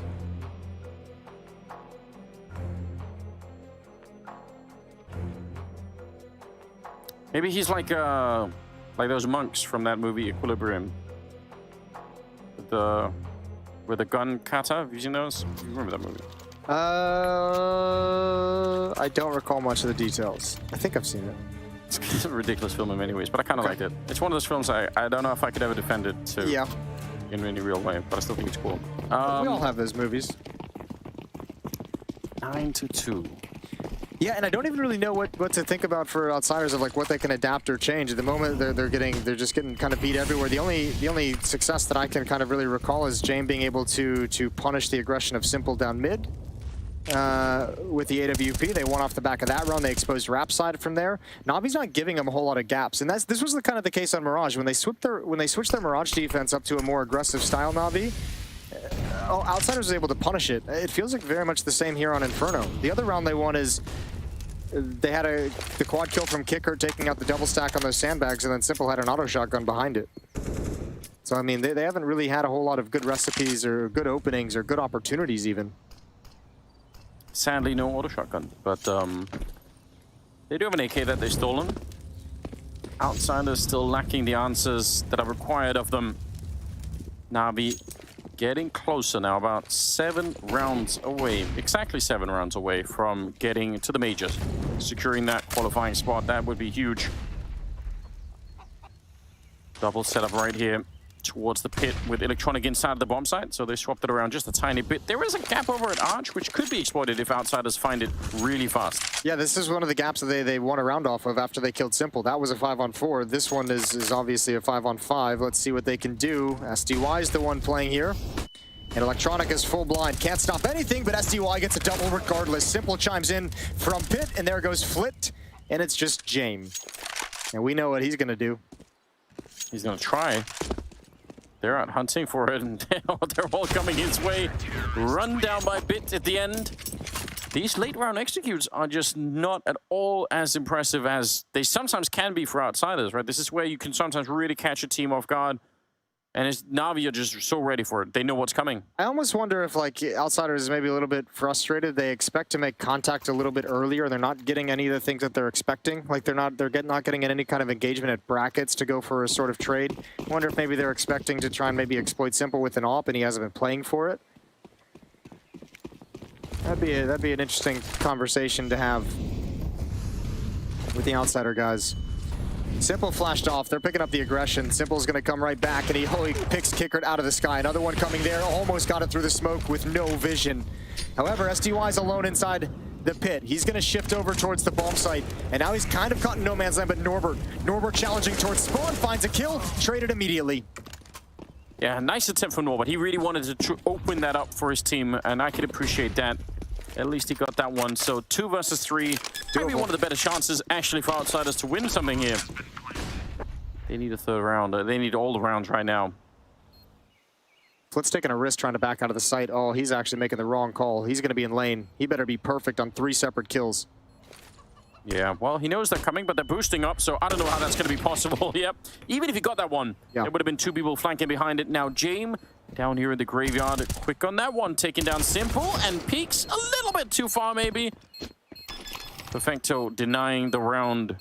I thought Flit was actually going to work his way in towards pit or broken wall and create some kind of a setup with James to double up somewhere. Can swing wide when they come in, but choosing to go directly towards lane is rough, and obviously he couldn't have known that 3 players were going to shift all the way through brackets. Yeah. There was a smoke laid down by Navi to indicate that the retake was going to come from library area. 11-2. It's a good retake. I mean, those are the kind of rounds, if Outsiders had more of those, this would be such a different first half. It'd be way more encouraging. You'd think, okay, they get kind of close. They're in those 2v2s, 3v3s. Something is doable. But it feels like way too often they run into 3-man stacks for Navi. Navi have had some good calls on the CT side. It feels like they are a little bit of a step ahead right now. Speaking of which, Simple forward position here. Does get shoulder peek for it, but still wins the fight. And he obviously knows someone else is going to be coming from that side. He's looking for every fight in the world, too. He's like not afraid of them actually peeking. He's almost inviting it. He wants it. He wants the challenge. He's going to go back for more. Another headshot. Whatever, man. Yeah, Norbert would have never expected that. He's even sliding up to fight again in mid. Yeah, he's just... It is the confidence, isn't it? Finally, it gets too much. It's cool for us to watch, but if you're SCY, you're like, come on, man. Like, now I'm all alone. For the love of God. Yeah, that actually is a little bit of maybe a misstep. That's a nice reposition, though. Yes, it is. And now backup is coming in as well from Library. Ooh, nice fight for Fame. He's going to be able to take it down. The smokes are up, so the backup was technically there, but he just couldn't do anything. 3-on-3. It's kind of Simple opening up the round in a big way. This could be another chance for Outsiders. Yeah, I mean, I think if you ask Simple about this round, he'll be like, yeah, I'm messing around. I'm challenging for every single fight in the world. He'd be like, obviously this was a bad decision, but I wanted the fight. James, gonna miss an opportunity. Yeah, letting one of them past. Smoke up on Bit, so maybe if they could put it, yeah, they could maybe slow down James a little bit. They can actually get in and take the fight. Fame goes down. That's a big problem because, again, James is going to be isolated in that pit. Kickit is dropped, and I don't think James could do anything right now. That one smoke changed the entire retake once they knew he was in pit. That's huge. So even if Simple went a little bit wild with it, it's still around for Navi. 12-2. They are 4 rounds away from qualifying to the major. Navi is styling on outsiders right now. They are having no issues with anything they're doing. Yeah. None whatsoever. Styling, grinding on, twerking. Twerking even. On outsiders. Yes. That's how wild it's got. Twerking their way into the major. I don't know what I'm saying. I'm sorry. Escape. Molotov about to run out of the map. 15th round and nice stack of nades. Fame not loving it at all. Simple's back here. He was loving the fight last time. He'll get it again. It must be frustrating to be up against. That was his 20th kill right there. They take down SDY. They know that Simple's around here, but James doesn't really seem to be worried about it, which could be a mistake. Smoke is up right there. James, did he spot it? Does he know he's out? I'm not sure. I think James might still think he's in there. Incredible movement. Moved right around it, so that could be cause for concern now. It's so weird. Well, it's got Simple back into a comfortable position. Fame. Gone. That's a quick snap over. Simple is switched on at the moment. This is disgusting. This is a clinic. Finally, he goes down to James.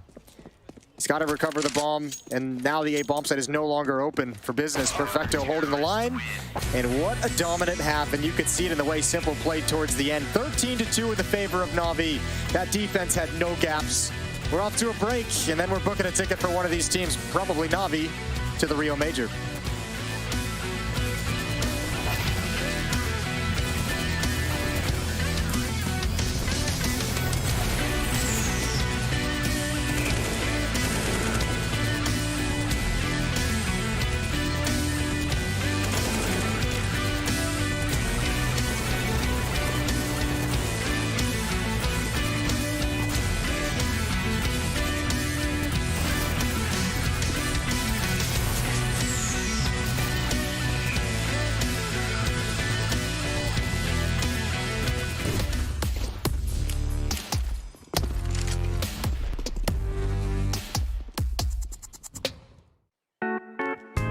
Hey Future Pros, back on Inferno, and I wanted to show you the deep mid smoke that G2 popularized.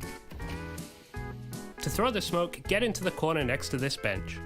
Aim at the top right corner of this support beam and jump throw the smoke. This smoke will keep the T's a bit further back if they were planning on doing something fast in mid, and will also block some smoke setups the T's like to use. If you have a spare HE, you can use the cover of the smoke to get some really deep nades down mid. This one is too easy, so I don't think you Future Pros need any luck here.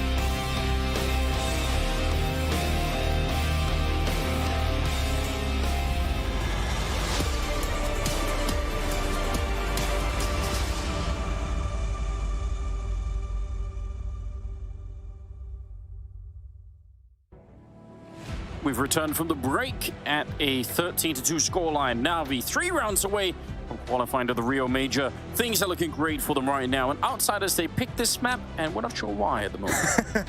Yeah, well, I don't think when they picked this map, they probably didn't expect Simple to be playing the way it was.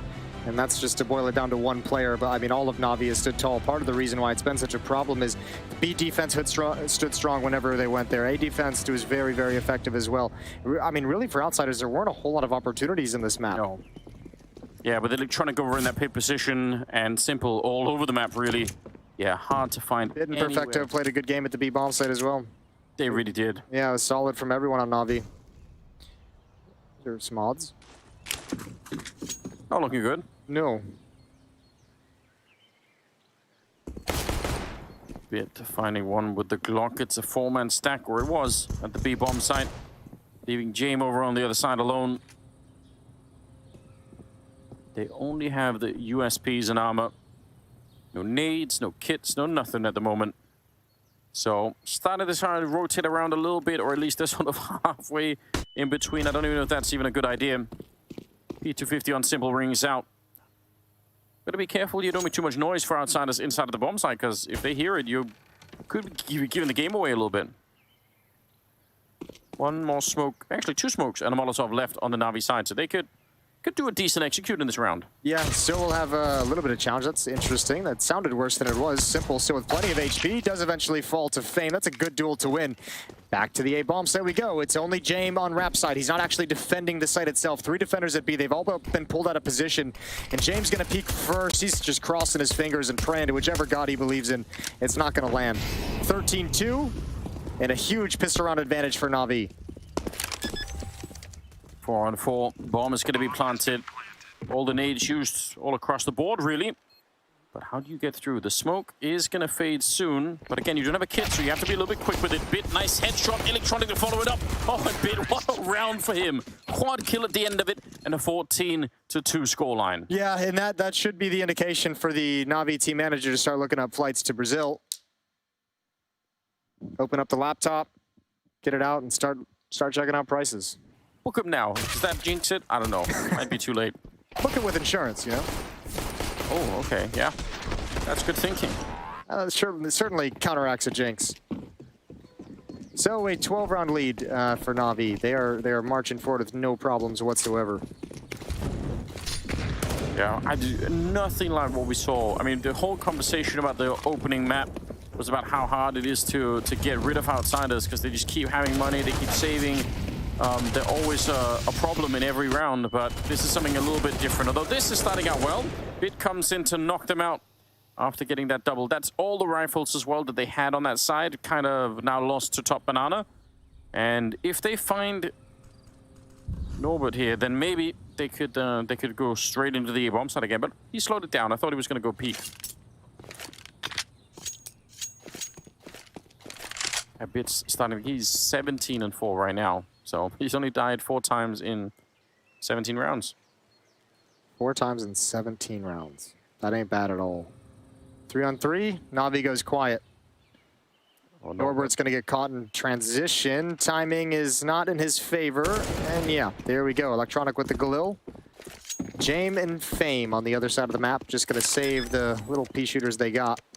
And Navi's going to have 13 opportunities to close this out. How many do you think it's going to take? 1.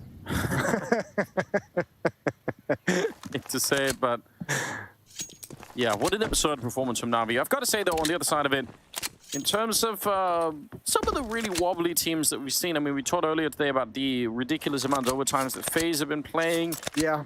Some of the high-level teams that we know they're out there, but it is always going to be more fun if they show up to the major feeling 100%. So seeing Navi like this does make me smile a little bit. Yo, how about G2 today? Let's not talk about it. Okay. You don't want to talk about that? I still don't understand what's going on. I want to know who they're going to play tomorrow. There's someone out there who's done the Buckles system stuff. I think the document I'm looking at, the little thing I'm looking at, was just no way official. It's saying Eternal Fire. Okay. So that could be a real possibility. That could be spicy. The 1 and 2 matchup. Well, we always knew, like, I feel like every major cycle we come into nowadays, there's always one massive upset of a team that we feel like should be there going into it. And this year, this cycle for Brazil, it seems to be G2. Yeah, no, it could be. Could well be. Yeah, there's always something. Here we are. 15-2, like you said. 13 chances for Navi to qualify for the Rio Major. How many do they need? 4 FAMAS in play. At least there's some rifles to fight back with. But Navi's just gonna, they have so many rounds, they're gonna bully you first. Like the next, to start this comeback, like Outsiders is gonna have to like handle the fact that Navi's gonna be playing with supreme confidence for like at least the next like 6-7 rounds. Yeah, that's true. You need to grind that down to make sort of Navi say, oh, okay, we have to go back and play the reasonable play that we really want to, or maybe don't want to, but really should be playing. Smoke is up for a minute here. Good opening for Electronic. And Kicker is out of the round. Still 3 of you left on this defense, and actually already Famous just booking it. He's just running. You're like, all right, that's it. I'm ready to go. Simple's going to be taken down. James, really tight angle for that peak flip, walking up behind, and he's going to get a double. That's well done. Huge one, and he comes in for another one. The FAMAS taking 3 kills. Norbert catching SDY mid-air, and Flip will get the final one. What a beautiful round from him. That's 4 kills in the round, 3 of them with the FAMAS. Well done. Yeah, I think that's Simple and Electronic getting caught shuffling utility. Both of them getting kills, but being dinked up and damaged and not really wanting to progress forward with that HP. And you can see Flit just takes complete advantage of it, even finding a triple kill on a Perfecto. Oh, actually a quad kill, excuse me. Massive. Yeah. What a round. Huge. Still, that's one of many steps that need to be taken. Yeah, 1 down. But every journey starts with 1. Yeah. Got any more cliches you want to throw at us? Nah, that's all. That's the only one I have that I really want to get out there. Boom. Even if, like, what is the aim for the skies? Because even if you miss, you'll land up amongst the stars. I don't know. Stupid Facebook quotes. Yeah, something like that. Like aim for the moon so you land among the stars. Could be something like that.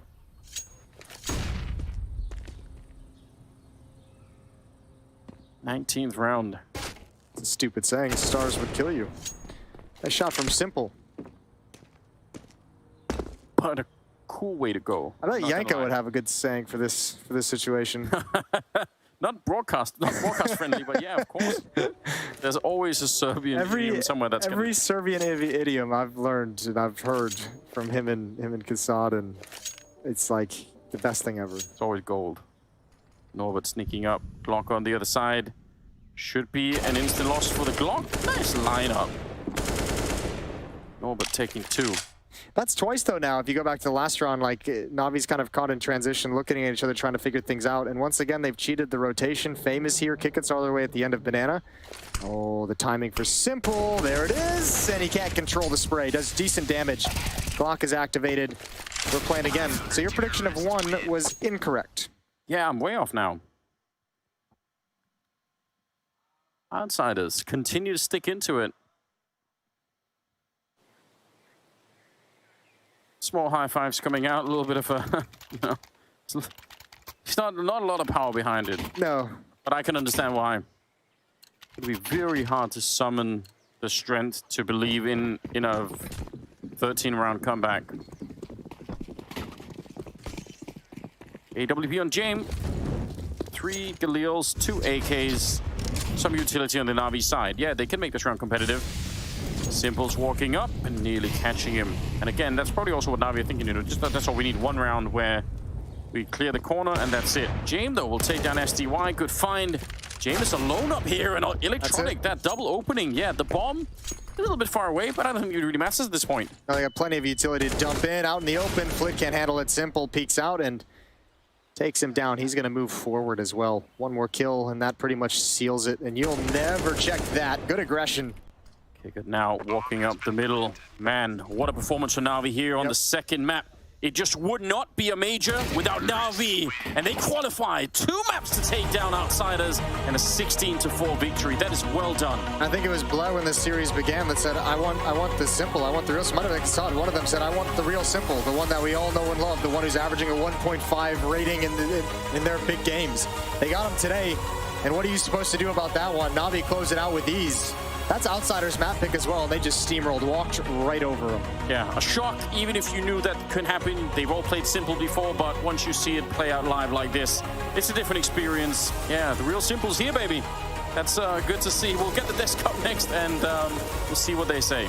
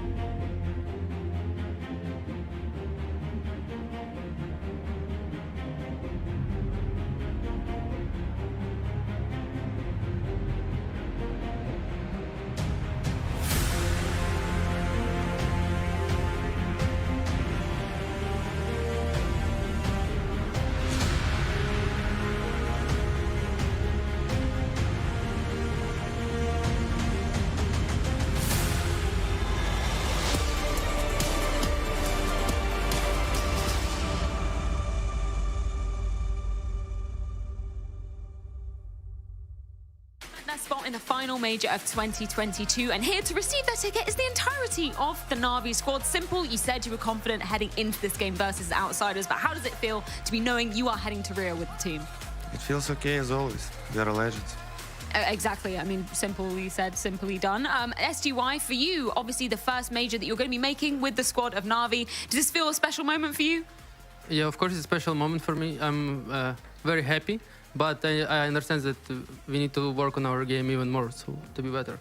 I like hearing that going forward, especially coming into the arena in Rio too. Simple, any words for the fans at home? I know you've got a lot of fans supporting you in Brazil, hungry to see you there, and a lot of fans watching you at home. Yeah, Brazilian fans just wait for us. I mean, we are so excited because I know a lot of Brazilian fans, and I know a lot of Brazilian people that waiting for so long for our organization and our team to come.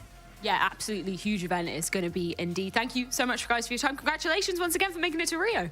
Thank you. Thank you, Freya. And of course, Simple. What an interview given by him. Firstly, he's just like, yeah, we made it to Rio, no big deal. Secondly, he's farming the Brazilian likes. He's looking for that Brazilian social media interaction. Like, Brazilian fans, just wait for us. We're coming for you. Nonetheless, congratulations to Navi, our third team, securing a spot from EU at the IEM Rio Major. More on that later. Guys, I did say, all right, I want to give myself some props. I did say in the pre-match, there's a chance we see some action, some faster pace. It didn't happen on map 1. It did not happen on Mirage. But on Inferno, 16 of 4. Those are some crazy scenes. It also didn't happen on the second map, too. You're not wrong. You're not wrong. It kind of did happen. It's mainly because Simple was like, screw this. I need to go to bed early on. I want to get my proper, 8 hours of sleep. He just kept pushing. It was a simple game. You asked for it. You asked for it because I like the interview. He said like, yeah, it's nothing is done. He knows only the first step is done. They expected this. They are ready for this. They delivered. They know the real show, the real thing is gonna be down in Rio, where you're gonna see the Navi, performing on this level. They showed outsiders how it's done in the second map. It was what, 16-4 at the end. It was like the defense was just, without any gaps, without any holes. It was, and then on the other side, obviously, outsiders just showing us nothing. Nothing of that pace change. They did it once in round number 12 or 13 with the eco, and that's it. Everything else was safe and slow. It was a game.